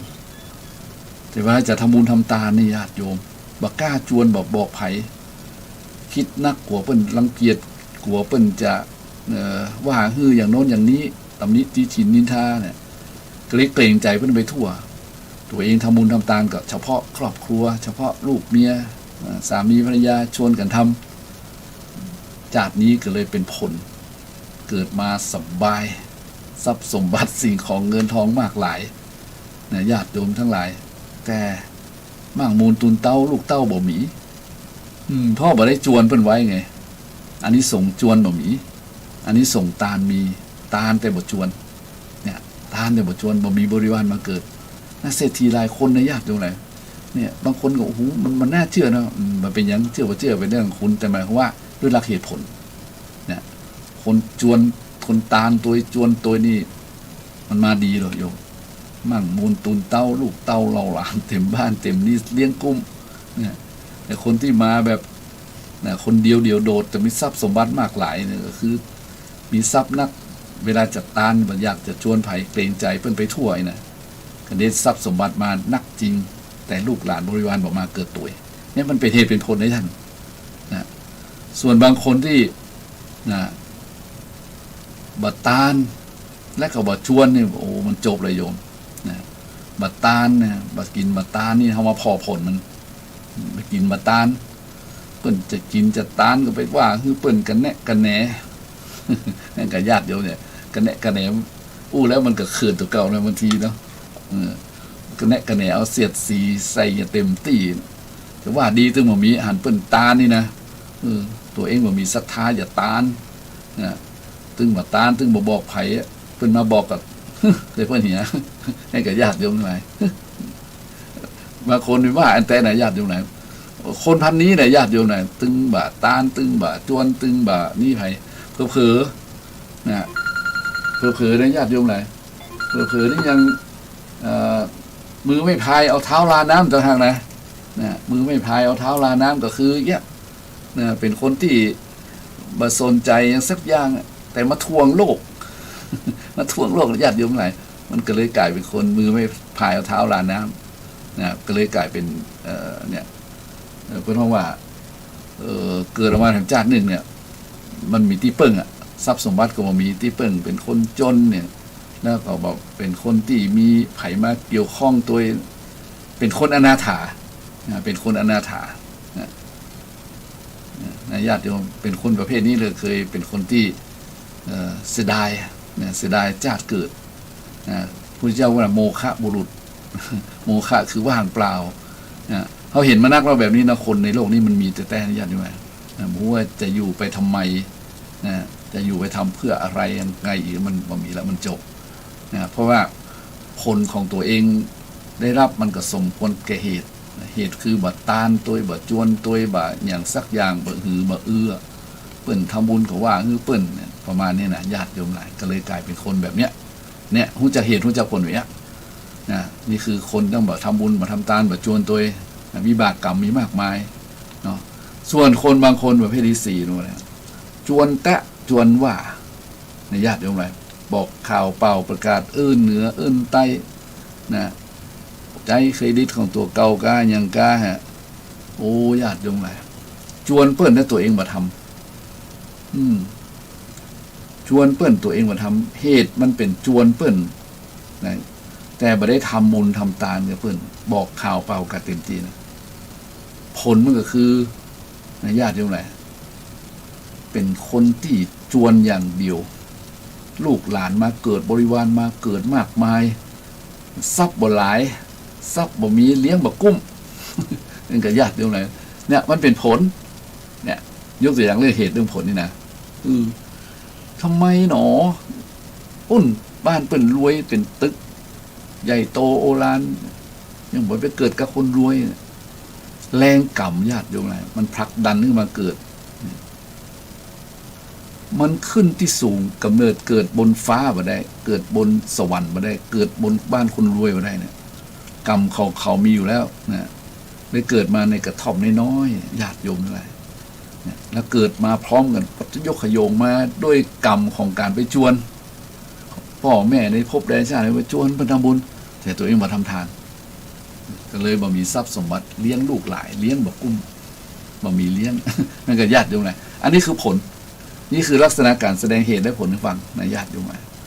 อันนี้เรียกว่าเป็นสัพปุริสธรรมต้องรู้จักเหตุและผลอันหนึ่งสองนะโยมเนาะอันที่สามเป็นว่าต้องรู้จักตัวเก่าเป็นว่าอัตตัญญุตาอัตตัญญุตาการรู้จักตัวเก่าเนี่ยมันเป็นสิ่งที่ญาติโยมทั้งหลายบางทีเป็นห้องว่าเป็นว่าอย่างเป็นว่าภาษีเป็นนี่มันชัดๆนะญาติโยมไหนมันเส้นผมบังภูเขาเส้นผมบังภูเขาโยมเคยได้ยินเนาะเส้นผมบังภูเขาหู้จักอย่างอื่นหู้จักหมดแต่หู้จักตัวเก่าอ่านตัวบ่ออกนั่นก็ญาติโยมไหนอ่านตัวบ่ออกว่าตัวเองอยู่ในฐานะใดฐานะคนแบบไหนและควรทำอย่างไรอ่านตัวบ่ออก เพราะฉะนั้นคนที่อ่านตัวบ่ออกนี่แหละญาติโยมหลายเพิ่นบอกว่ารู้เขาไม่รู้เรารู้เขารู้คนอื่นหู้หมดแต่มู้ตัวเก่าภาษิตจีนนี้เป็นว่ารบ100 ครั้งรู้เขาไม่รู้เราเนี่ยการ100 ครั้ง ญาติโยมรู้เขารู้เราถึงจะดีเพราะฉะนั้นบุคคลที่รู้จักตนถึงดีรู้จักตัวเก่าว่าอยู่ในวัยไหนอยู่ในหน้าที่อะไรควรทำอย่างไรนะฐานะหมอกใดสภาพคล่องหรือบ่คล่องเนาะ ญาติโยมหลายที่สุดก็รู้จักจิตใจอุปนิสัยของตัวเก่าด้วยนะเนี่ยรู้จักตัวเก่ารู้จักว่าโอ้เฮานี่มีกำลังตัวอีเนาะนะควรจะเป็นอยู่อย่างอี้แหละนะควรจะใช้ชีวิตมั่อี้แหละนะสันโดษสอนตัวเก่ายิ่งตอนนี้ปัจจุบันนี้เงินทองหูญาติโยมหลายคนบ่นหลายคนจมนะช่วง 2-3 ปีมานี่เจอโควิดถล่มโควิดไปแบบนี้เศรษฐกิจพิษของน้ำมันขึ้นน้ำมันแปลงมาละนะเพิ่นลงข่าวว่ามีการจวนให้กันใจทานนี่หรอ สังคมญาติโยมหลายเดือดร้อนวุ่นวายกันเพราะฉะนั้นเขาเลยมันมีความคิดว่าเนอะถ้ารู้จักตัวเก่ารู้จักฐานะของตัวเก่านะรู้จักเลยว่ารู้จักใจรู้จักจ่ายในยุคเนี้ยในยุคเนี้ยเอาอยู่ต้องรู้จักใจรู้จักจ่ายรู้จักควบคุมรายจ่ายควบคุมรายได้อย่างหลวงปู่อย่างท่านสุนทรภู่ท่านบอกไว้ไงนี่ไม่น้อยเมืองเป้าฟังยิ้มเลยโยมเนาะมีสลึงพึงบรรจบให้ครบบาทอย่าให้ขาดสิ่งของต้องประสงค์มีน้อยใช้น้อยค่อยบรรจงอย่าจ่ายลงให้มากจะยากนานไม่ควรซื้อก็อย่าไปพิไรซื้อให้เป็นมื้อเป็นคราวทั้งข้าวหวานเมื่อเงินกองทองก็มาไม่ช้านานจะสำราญสุขสบายเมื่อปลายมือเพิ่นสอนไว้เมื่อ100-200 ปีมายังใจได้อยู่นะโยมเนี่ยรู้จักตัวเก่าลูกหลานทั้งหลายก็รู้จักตัวเก่านะพ่อตุ๊กแม่ตุ๊กก็ใช้ตามเศรษฐกิจพอเพียงในหลวงในการที่9เป็นว่าเศรษฐกิจพอเพียงอยู่จังอย่างพอเพียงเศรษฐกิจพ่อแม่ว่าดีลูกประหยัดนี่พอเพียงนี่อดทนเอานะนี่ญาติโยมไหนยังรู้จักตัวเก่าถ้ารู้จักตัวเก่าว่าสภาพคล่องอย่างใดอยู่ในฐานะใดและก็มันอดมันออมมันประหยัดถ้ามันผ่านวันเวลาเหล่านี้ไปนี่ญาติโยมทั้งหลายเป็นว่าเมื่อเงินกองทองก็มาไม่ช้านานจะสำราญสุขสบายเมื่อปลายมือเนี่ยเพราะฉะนั้นเราจะต้องยุคสมัยนี้เป็นยุคที่อย่างมันที่มันเป็นข่าวเป็นข่าวมันเป็นเรื่องของเศรษฐกิจมันเป็นเรื่องของน้ำมันแพงเป็นเรื่องของอย่างทั้งหลายทั้งปวงนั้นเฮาท่านทั้งหลายก็เอามาบังคับใช้กับตัวเก่าพิจารณาใจไปอันนี้ว่ารู้จักตัวอ่านตัวออกอ่านตัวออกญาติโยมหลายเมื่ออ่านตัวออกก็ต้องบอกตัวได้บอกตัวได้คือรู้จักประมาณที่กล่าวมารู้จักประมาณเนอะรู้จักความพอดีเนอะรู้จักพอเหมาะพอสมพอดีทั้งหมดแต่สิ่งที่บอกพอดีคือทำความดีแบบมีคำว่าพอเพียงญาติโยมหลายทำความดีต้องบอกพอเพียงทำไปเรื่อยๆแต่ไม่ใช่ว่าทำดีเอาหน้านะทำดีแบบทำดีเสมอต้นเสมอปลายทำดีแบบทำเพื่อดีนะทำดีเพื่อดีนั้นดีแท้ประมาณนะทำดีเพื่อดีนั้นดีแน่นะทำดีไม่ใช่ทำดีเพื่อเอาหน้าไม่ใช่ทำดีเพื่อที่จะหวังอะไรอย่างนะคือทำความดีเพื่อมันดีโดยรู้จักว่านะพอเหมาะพอส่งกับตัวเก่าโดยเฉพาะการรู้จักประมาณพอดีนะความพอดีในชีวิตนี่ทำให้เกิดสุขญาติโยมอย่างเพิ่นบอกว่าถ้ารู้จักพอดีก็จะเป็นเศรษฐีในเรือนยาจกเนี่ยหลวงปู่จันทร์เพิ่นเขียนไว้นะรู้จักพอดีเป็นเศรษฐีในเรือนยาจกหมายความว่าถึงแม้ว่าจะอยู่อย่างคนว่ามีทรัพย์มากแต่รู้จักใจชีวิตอย่างพอดีบ่เดือดร้อนแบบฟุ่มเฟือยจนเกินไปนี่เป็นเศรษฐีในเรือนยาจกเพราะฉะนั้นก็รู้จักประมาณ ประมาณในการใช้จ่ายประมาณในการทำงานประมาณในการ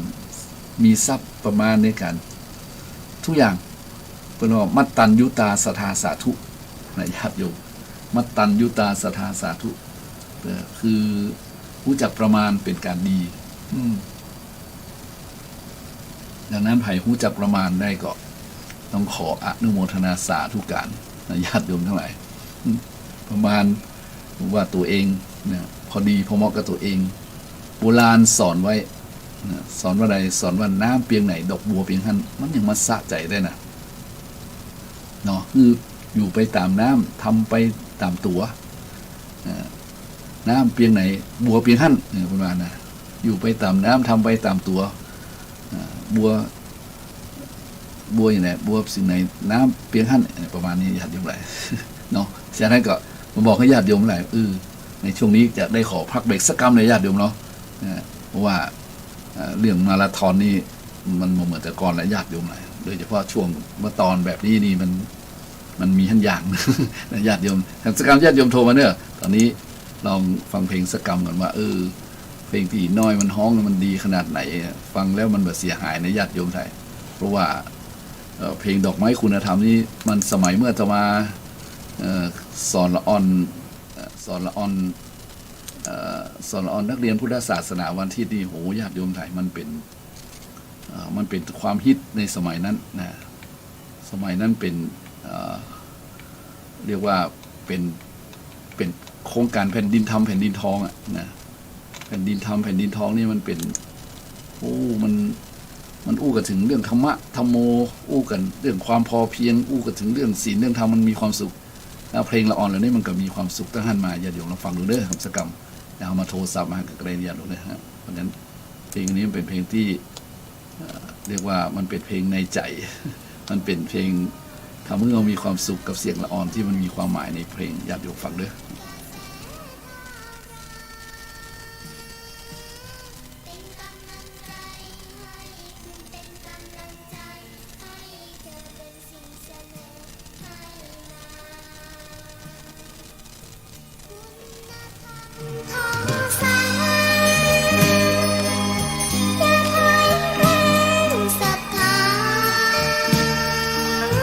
เป็นเปลวเทียนที่ไม่ลามเป็นสายทานที่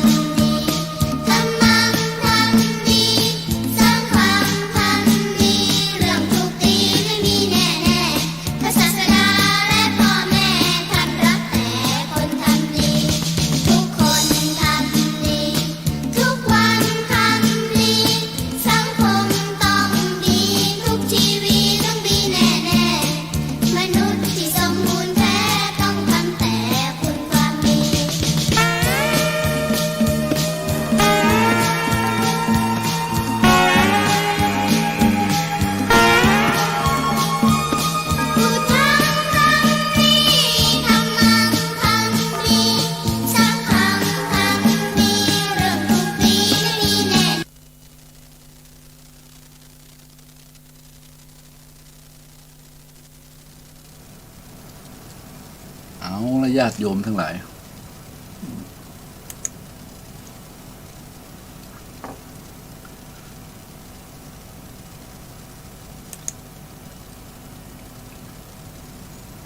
ต่อกันเนาะ นะญาติโยมทั้งหลายวันนี้พูดถึงเรื่องเหตุและผลคุณธรรมความดีทำแล้วเป็นสีสังคมทำแล้วโลกนิยมอยู่ใกล้บ่ฮ้อนนะนอนใกล้บ่เหม็นมาถึงการรู้จักประมาณนะโยมเนาะซึ่งมันเป็นธรรมะที่ใช้ได้กับในยุคสังคมยุคนี้นะยุคนี้ซึ่งเราท่านทั้งหลายกำลังผ่านสิ่งที่เลวร้ายมาก็คือโควิดนะญาติโยมหลายมันก็ทำให้เศรษฐกิจพังไปรอบนึงแหละหาเงินหาทองก็ยากนะญาติโยม ต่อมามันก็เจอเรื่องของน้ำมันแพงเรื่องสงครามของเปิ้ลแฮมเราสามารถที่จะทำอย่างอื่นได้เลยนอกจากทำที่ตัวเก่าคือควบคุมตัวเองอย่างเช่นการใช้จ่ายเราก็ควบคุมตัวเก่าอันนี้เป็นต้นอันนี้ว่าสัพพุริสธรรมรู้เหตุรู้ผลรู้ตนรู้ประมาณนะญาติโยมหลายรู้เหตุรู้ผลรู้ตนรู้ประมาณต่อไปก็คือต้องรู้การว่าการลัญยุตาคือรู้จักเวลานะรู้จักเวลาคือคนเฮานั้นมันจะมีเวลาเช้าสายเที่ยงบ่ายเย็นนี่นะญาติโยมหลายเพราะฉะนั้นมันก็ต้องรู้จักเวลาใดเวลาหนึ่งที่ควรทำหรือควรเว้นถ้าอู้ถึงเวลานี้อุปมาเช้าสายบ่ายเย็นเพลเที่ยงนี่นั่นเป็นเรื่องของเวลาธรรมชาติธรรมดาอย่างหนึ่งแต่อู้ถึงเรื่องเวลาที่ยิ่งใหญ่ก็คืออย่าต้องรู้จักคุณค่านะคุณค่าของเวลาญาติโยมหลายเพราะว่าสิ่งที่ล่วงไปแล้วแบบปิกคืนมาเนี่ยนะสิ่งที่ล่วงไปแล้วแบบกลับคืนมาหนึ่งในสิ่งที่ล่วงไปแล้วแบบปิกคืนมาก็คือเวลานะเวลาวารีมิมีที่จะคอยใครมันก็โยมเรือเมล์และรถไฟมันก็ไปตามเวลาโอเอและอืดอาจจะไม่สมปรารถนาชวดแล้วจะโศกาอนิจจาเราช้าไปเพราะฉะนั้นสิ่งที่ล่วงไปแล้วแบบปิกขึ้นมาอันหนึ่งก็คือเวลาเวลาและสายน้ำเวลาละวารีเนี่ยเพราะฉะนั้นดังนั้นเวลาก็คือวัยนะวัยคือความที่เสื่อมไปเนี่ยเนาะวัยยะเสื่อมไปตามกาลเวลาอย่างเช่นวัยทารกวัยเยาว์ตั้งแต่1 วันจนถึง1 วันปฐมมัดแรกเกิดเลยเนี่ยตั้งแต่1 วันไปสู่จนถึง15 ปี25 ปีเนี่ยต้องปฐมวัยนะญาติโยมถ้าปฐมวัยนี่บ่สำเนียกรู้เรียนคุณนี่นะบ่เรียนหนังสือเรียนตำรับตำรามหาวิชาใส่ตัวใส่ตนนี่นะญาติโยมก็จะเป็นคนที่ผลที่สุดมาก็บ่สามารถที่จะอยู่ในความเป็นคนสะดวกสบายสุขกายสุขใจได้นะเพราะว่าบ่มีวิชาก็คือบ่มีทรัพย์เราสามารถจะหาทรัพย์ได้เพราะว่าปล่อยวันเวลาล่วงไปโดยเปล่าประโยชน์เพราะฉะนั้นปฐมวัยต้องเป็นวัยที่ศึกษาเรียนรู้นะหาวิชาความรู้ใส่ตัวใส่ตนแต่ถ้าปล่อยไปแล้วนี่มันก็เหมือนกับมันล่วงไปบ่ได้นะมันล่วงไปเฉยๆเหมือนกับเปิ้นเพราะว่าต้มน้ำนะต้มน้ำคือเดือดเปล่าบ่มีอย่างใส่เข้าไปในน้ำเดือดแล้วมันแห้งไปเปล่าญาติโยมหลายอุปมาเหมือนกันนะต้มน้ำแล้วก็เดือดเปล่านะเอาน้ำที่ร้อนมาใช้ประโยชน์มันหมดไปบ่ได้เห็นชัดเจนเลยเพราะฉะนั้นเพิ่นบอกอย่าปล่อยวันเวลาให้ล่วงไปโดยเปล่าประโยชน์เพราะฉะนั้นรู้จักเวลานี้สำคัญแล้วรู้คุณค่าของเวลานะรู้คุณค่าของเวลารู้ประมาณเวลานะและที่สุดมันบอกว่ารู้คุณค่ารู้ประมาณแล้วต้องเป็นคนตรงต่อเวลานะจึงสามารถบริหารกิจการให้รุ่งเรืองได้นะถ้าไผ่รู้จักเวลารู้จักคุณค่าของเวลารู้จักบริหารเวลานะรู้จักการเป็นคนตรงต่อเวลานี่โอ้ญาติโยมหลายมันเป็นเรื่องของความเสียหายนะเสียหายอย่างแรงนะ และโดยเฉพาะคำหนึ่งคือกาลเทศะว่าเวลาใดควรอู้เวลาใดควรเงียบจะต้องหูเนาะดักเนี่ยพูดว่ากำมือว่าดักเมื่อเข้านอนนี่นะดักเมื่อกินข้าวเงียบเมื่อเข้านอนนี่ประมาณเนี้ยญาติโยมเนาะบอกคนจะอู้เวลากินข้าวเวลาเข้านอนบอกคนจะไปฟื้นฝอยหาตะเข็บคือบอกต้องเอาเรื่องราวที่มันเดือดเนื้อร้อนใจมาอู้กันในที่นอนนะโดยเฉพาะสามีภรรยาเดี๋ยวตามันสว่างขึ้นมามันก็ เป็นเรื่องเวลาขึ้นมามันก็ญาติโยมหลายเพราะฉะนั้นเราต้องรู้จักบริเวลารู้จักเวลารู้จักบริหารเวลารู้จักคุณค่าของเวลาเวลามันผ่านไปไวก็เสี่ยงไปโดยเปล่าประโยชน์ดังนั้นท่านผู้รู้คือพระพุทธเจ้าท่านจึงถามว่าวันคืนล่วงไปบัดนี้เราทำอะไรอยู่โอ้โหมันคมมากเลยญาติโยมหลายนี่นะคืนวันล่วงไปบัดนี้เราทำอะไรอยู่มาถือว่าเป็นคำพูดที่ทำให้ตาสว่างได้เลยนะคืนวันล่วงไปบัดนี้เราทำอะไรอยู่โอ้มันทำมือสะดุ้งอ่ะนั่นแหละญาติโยมหลายแต่เราถ้าเกิดมีคนถามว่าเนี่ยคืนวันล่วงไปบัดนี้เราทำอะไรอยู่เราทำมาอย่างที่มันดีมีประโยชน์เท่ากับโอ้โหชื่นใจไม่เหรอโยมแต่ถ้าเรารู้สึกว่าโอ้เราปล่อยให้เวลามันล่วงไปโดยเปล่าเราก็จะเป็นคนเสียดายเวลานั้นเวลามันไปแล้วมันหลบปีคืนมานะเวลามันไปแล้วมันไปเลยนะญาติโยมหลายนะเพราะฉะนั้นอย่าต้องรู้จักเวลารู้จักบริหารเวลาแล้วจะรู้จักว่าเราควรจะทำงานอย่างใดแบ่งเวลาอย่างใดท่านบอกว่าผู้ที่รู้จักเวลาที่เหมาะสมนะและรู้จักวางแผนกับเวลานั้นคือคนที่บอกประมาทนะคือคนที่บอกประมาทใจเวลาอย่างคุ้มค่าแม้แต่พระพุทธองค์ญาติโยมหลายพระพุทธเจ้าของเขาเนี่ยนะท่านก็แบ่งเวลานะเอาตีว่าเวลาหลังจากท่านลุกจากจำวัดนะคนเราต้องจำวัดพระพุทธเจ้าต้องจำวัด4 ชั่วโมงนะตี 4ท่านลุกขึ้นมานะเดินจงกรมนะแล้วก็เช้ามาก็บิณฑบาตตรงในบ่ายก็มาสนทนาเทศนาธรรมให้แก่ญาติโยมฟังเมื่อญาติโยมค่ำมากับ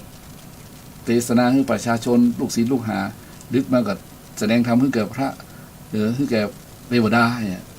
แล้วถึงจำวัดสอดส่องจำวัดพักผ่อนรับนอนญาติโยมหลายเป็นใช้เวลาอย่างมีคุณค่าอย่างมีความหมายอย่างมือผ่านไปด้วยเปล่าประโยชน์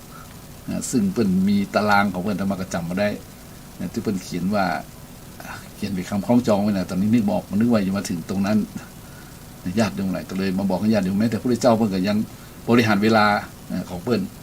อย่างเป็นระบบเพิ่นทำมาอย่างตอนไหนเมื่อเจ้าเพิ่นไปเทศนาโหละเอียดยิบเพราะฉะนั้นญาติโยมหลายเฮามานึกถึงอย่างนี้แล้วคนบางคนนี่ก็เนาะมีโอกาสมีความสุข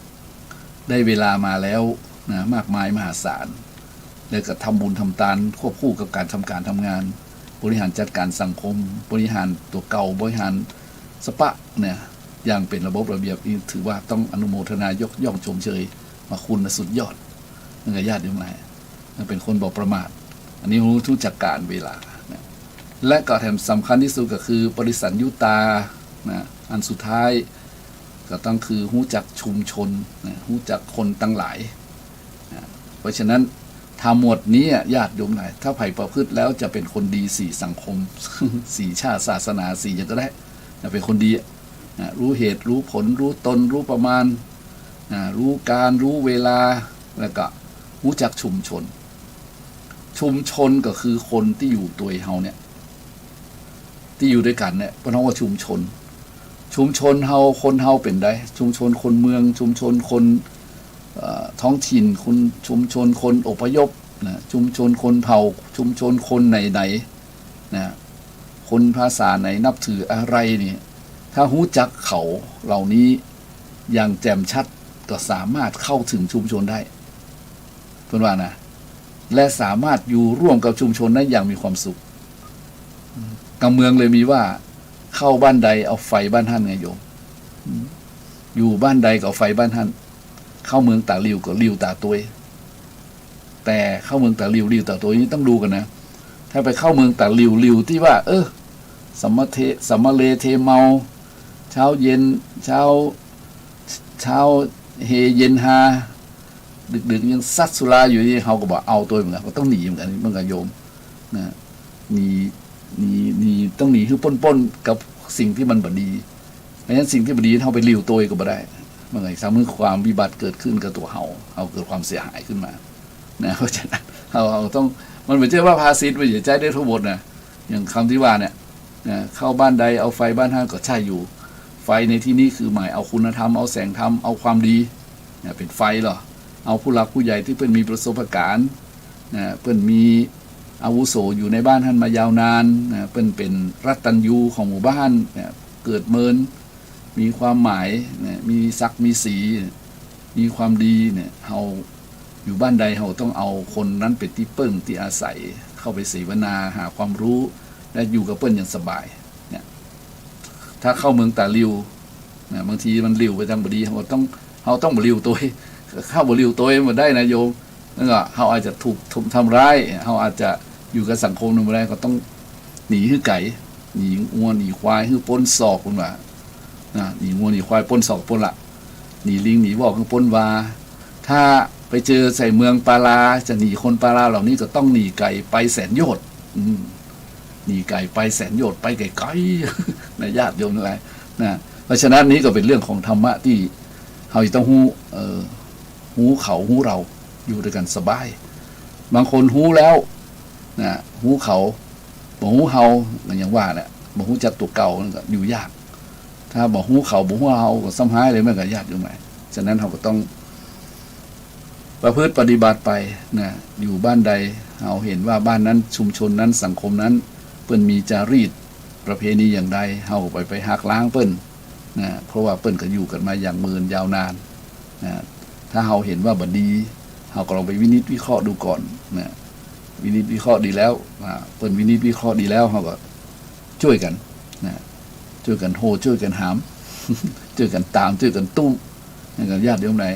อันใดบอกกุ้มก็อู้กันตามมีอย่างเมืองไทยเขาเนี่ยประเดี๋ยวนี้ประเทศชาติเขาก็ดีล้านนาเขาก็ดีเขาอยู่ด้วยกันมายาวนานนะเขามีอย่างเป็นหลักเนี่ย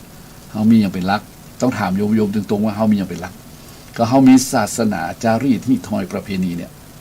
เรื่องญาติโยมไหนเขามีพระพุทธศาสนาจารีตที่ทอยประเพณีเนี่ยเป็นเครื่องร้อยใจหมู่เฮาเครื่องร้อยใจหมู่เฮาเนี่ยคือหมู่เฮาเนื้อเขามีจารีตอินเนอร์ประเพณีอินเนอร์นั่นฮะเขามีศีลมีธรรมอินเนอร์เขามีวัดมีวามีอย่างอินเนอร์เขาอยู่กันอินเนอร์เขาอยู่กันมาช้านานอยู่กันอย่างปี้ดีกันอย่างน้องปรองดองกันอย่างญาติเขามาขาดสามัคคีเขามีน้ำใจนะเขาอยู่ด้วยกันไปมาเนี่ยนะเขาไปมาหาสู่เนี่ยพลิกบ้านเหนือเกือบ้านใต้โอ้มันโยมันม่วนมีความสุขนะใจร่มใจเย็นเนอนะว่าต้องอันอย่างกันนักกันหนาเนี่ยเขาอยู่กันด้วยศีลธรรมนะเขาอยู่กันแบบพึ่งพาอาศัยนะพึ่งพาอาศัยซึ่งกันและกันเนี่ยช่วยกันประคับประคองไว้เพราะอย่างญาติโยมไรมันก็ไปอยู่ได้ถึง120 ปีแล้วมั้ง100 ปีถึงมาหู้120เนาะและที่สุดที่สำคัญที่สุดมาบอกว่าจะอยู่ได้เมินจะอยู่ได้แบบเมินจะมีทรัพย์นักมีทรัพย์น้อยผลที่สุดมาญาติโยมไหนวันเวลามันผ่านไปเขาก็ละจากโลกนี้ไปเหมือนกันหมดทุกคนใช่ไหมพอมีไผ่ค้างฟ้าเมื่อก็โยมนะผลที่สุดมาเขาต้องจากโลกนี้ไปเหมือนกันหมดพอมีไผ่ค้างอยู่ตรงนี้นะเขาต้องไปจากโลกนี้ไปเหมือนกันหมดและที่น่าเจ็บปวดที่สุดคือแต่ละคนแต่ละท่านบอกว่าเฮาหรือท่านบอกว่ายากดีมีจนนะบอกว่าเป็นคนอย่างไหนก็แล้วแต่พอจากโลกนี้ไปทรัพย์สมบัติสิ่งของเงินทองที่หิหามาทั้งหมดทั้งมวลเนี่ยญาติโยมนะลองพิจารณาดูทิ้งไว้หมดเลยนะว่าสามารถจะเอาจากโลกนี้ไปได้เลยไม่หรอว่าสามารถจะเอาจากโลกนี้ไปได้เลยเพราะมันเป็นมนุษย์สมบัติมันเป็นทรัพย์สมบัติของโลกที่ลูกหลานทั้งหลายจะต้องใจอยู่ในอนาคตลูกคนลูกมนุษย์เนี่ยมันก็ต้องฮื้อลูกหลานเพื่อนจึงบอกว่าสมบัติผลัดกันชมไงนี่หรอสมบัติผลัดกันชมมีแต่คนโง่งมอยู่ยึดติดอุปทานยึดนั่นแม่นยึดแน่นยึดมั่นถือมั่นอยู่บ่ยอมปล่อยบ่ยอมวางอันนี้ก็น่าคิดเนี่ยญาติโยมนะน่าพิจารณาว่าคนเฮาเนาะที่สุดก็ต้องแยกย้ายกระจัดกระจายตายจากกันหมด มาตายตึ้งมาได้มันก็ญาติโยมทั้งหลาย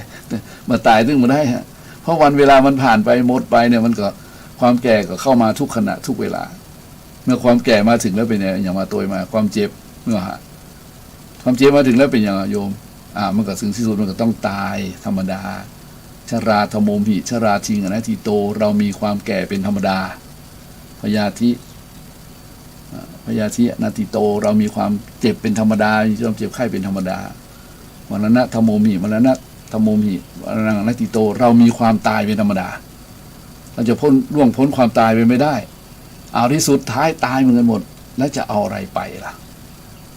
นั่นก็ญาติโยมหลายทรัพย์สมบัติก็เอาไปไม่ได้เมื่อเจ้ามาก็มาแต่ตัวเปล่าเมื่อเจ้าไปก็เจ้าก็ไปกับตัวเปล่าคนหนึ่งบอกไว้เพราะฉะนั้นเนี่ยคือพยายามเกิดวิชาแทนที่จะเกิดอวิชชาก็คือเกิดวิชาก็คือหมายความว่าคือมีความรู้ตื่นในความที่เป็นคนที่เป็นมนุษย์จะอยู่ในโลกนี้อยู่ได้ชั่วคราวมานานเท่าใดอย่างมากก็100 สาวถึงหูก็ญาติโยมหลายเพราะฉะนั้นก็ต้องพยายามเตรียมตัวเตรียมใจที่จะไปสู่โลกหน้าซึ่งมันเป็นโลกที่ใกล้ตัวที่สุดโลกหน้านี่นะไม่ใช่ว่ามันไกลตัวนะเพียงแต่รับไปแล้วมาหายใจก็เป็นโลกหน้าแล้วก็ญาติโยมทั้งหลายก็เป็นโลกหน้าแล้วนะเราเป็นโลกหน้าแล้วยังไงเนี่ยตัวใครตัวมันเนี่ยโลกหน้ามันก็โยมพุทธเจ้าพูดถึงว่าหรอดูก่อนพราหมณ์ในปรภพในปรโลกนั้นนะคือโลกหน้านั้นน่ะสัตว์ทั้งหลายเป็นอยู่ด้วยบุญกุศลที่เขาทำมานะเขาทำมาดีเขาอยู่ดีว่าอันประมาณนี้เพราะว่าในโลกปรภพน่ะปรภพโลกนั้นนะมันมีพาณิชยกรรมมันมีการค้าขายมันมีโคลกรรมมันมีการเลี้ยงงูเลี้ยงควายมันมีเกษตรกรรมมันมีการปลูกถั่วทำนาทำสวนนะมีแต่บุญกุศลอาศัยด้วยบุญกุศลที่ตัวเองทำไว้เป็นอยู่ด้วยบุญกุศลแล้วอย่างปอเนี่ยถ้าหากว่าลูกหลานมันดีมันทำบุญแถมก็ได้เพิ่มเติมบารมีไปแถมเนี่ยที่ว่าทำบุญอุทิศนั่นแหละเพราะฉะนั้นญาติโยมหลายถ้ามาคิดถึงเรื่องเหล่านี้นะสัพพุริสธรรมนี่นะเฮามาหูตรงนี้ว่าหูจากชุมชนเนาะเฮาอยู่ด้วยกันอย่างสันติสุขดีกว่าอย่าไปรบราฆ่าฟันกันเลยนะไปทำสงครามกันเลยนะเอาไปถึงได้สักคนสักบาทสักสลึงถึงเอาไว้ได้สักน้อยแหละนะเพราะฉะนั้นก็ต้องพยายามนะคืออภัยซึ่งกันและกันคือมีเมตตาซึ่งกันและกันอยู่กันอย่างพี่ดีกันอย่างน้องเลยมันจะมีความสุขแผ่นดินจะได้เป็นแผ่นดินที่ร่มเย็นเป็นสุขอยู่อย่างคนมีศีลอยู่อย่างคนมีธรรมนำสุขมาให้แต่ละญาติโยมหลายเพราะฉะนั้นวันนี้ก็ประมาณนี้เลยเนาะประมาณนี้คือญาติโยมทั้งหลายได้ยินได้ฟังแล้วก็คงจะพอเข้าใจพอประมาณได้นะต่อมาก็พยายามที่จะคือความง่วงเขาครอบงำในช่วงเกือบ2 ชั่วโมงนี่นะญาติโยมหลายนี่ต้องขออภัยกับญาติโยมผู้รู้นักปราชญ์ตัวนี้ผิดพลาดเผลอไปนะบางทีบางครั้งบางคราวเพ่งแต่ธรรมะลืมสิ่งรอบข้างมันก็มีคือเวลาและประชาชนคนฟังมีหลากหลายมากมายฉะนั้นใครฟังอยู่ก็ขออนุโมทนาตัวโยมทั้งหลายเนอะก็คิดว่าพอสมควรเก็บเวลาขนาดเนาะก็ขอให้ญาติโยมที่ฟังนี้มีความเจริญนะมีสบายสะดวกอายุมั่นขวัญยืนเจริญไปด้วยจตุรพิธพรชัย4 ประการอายุยืนยาวนานเหมือนกันทุกท่านทุกคนเทินขอเจริญพร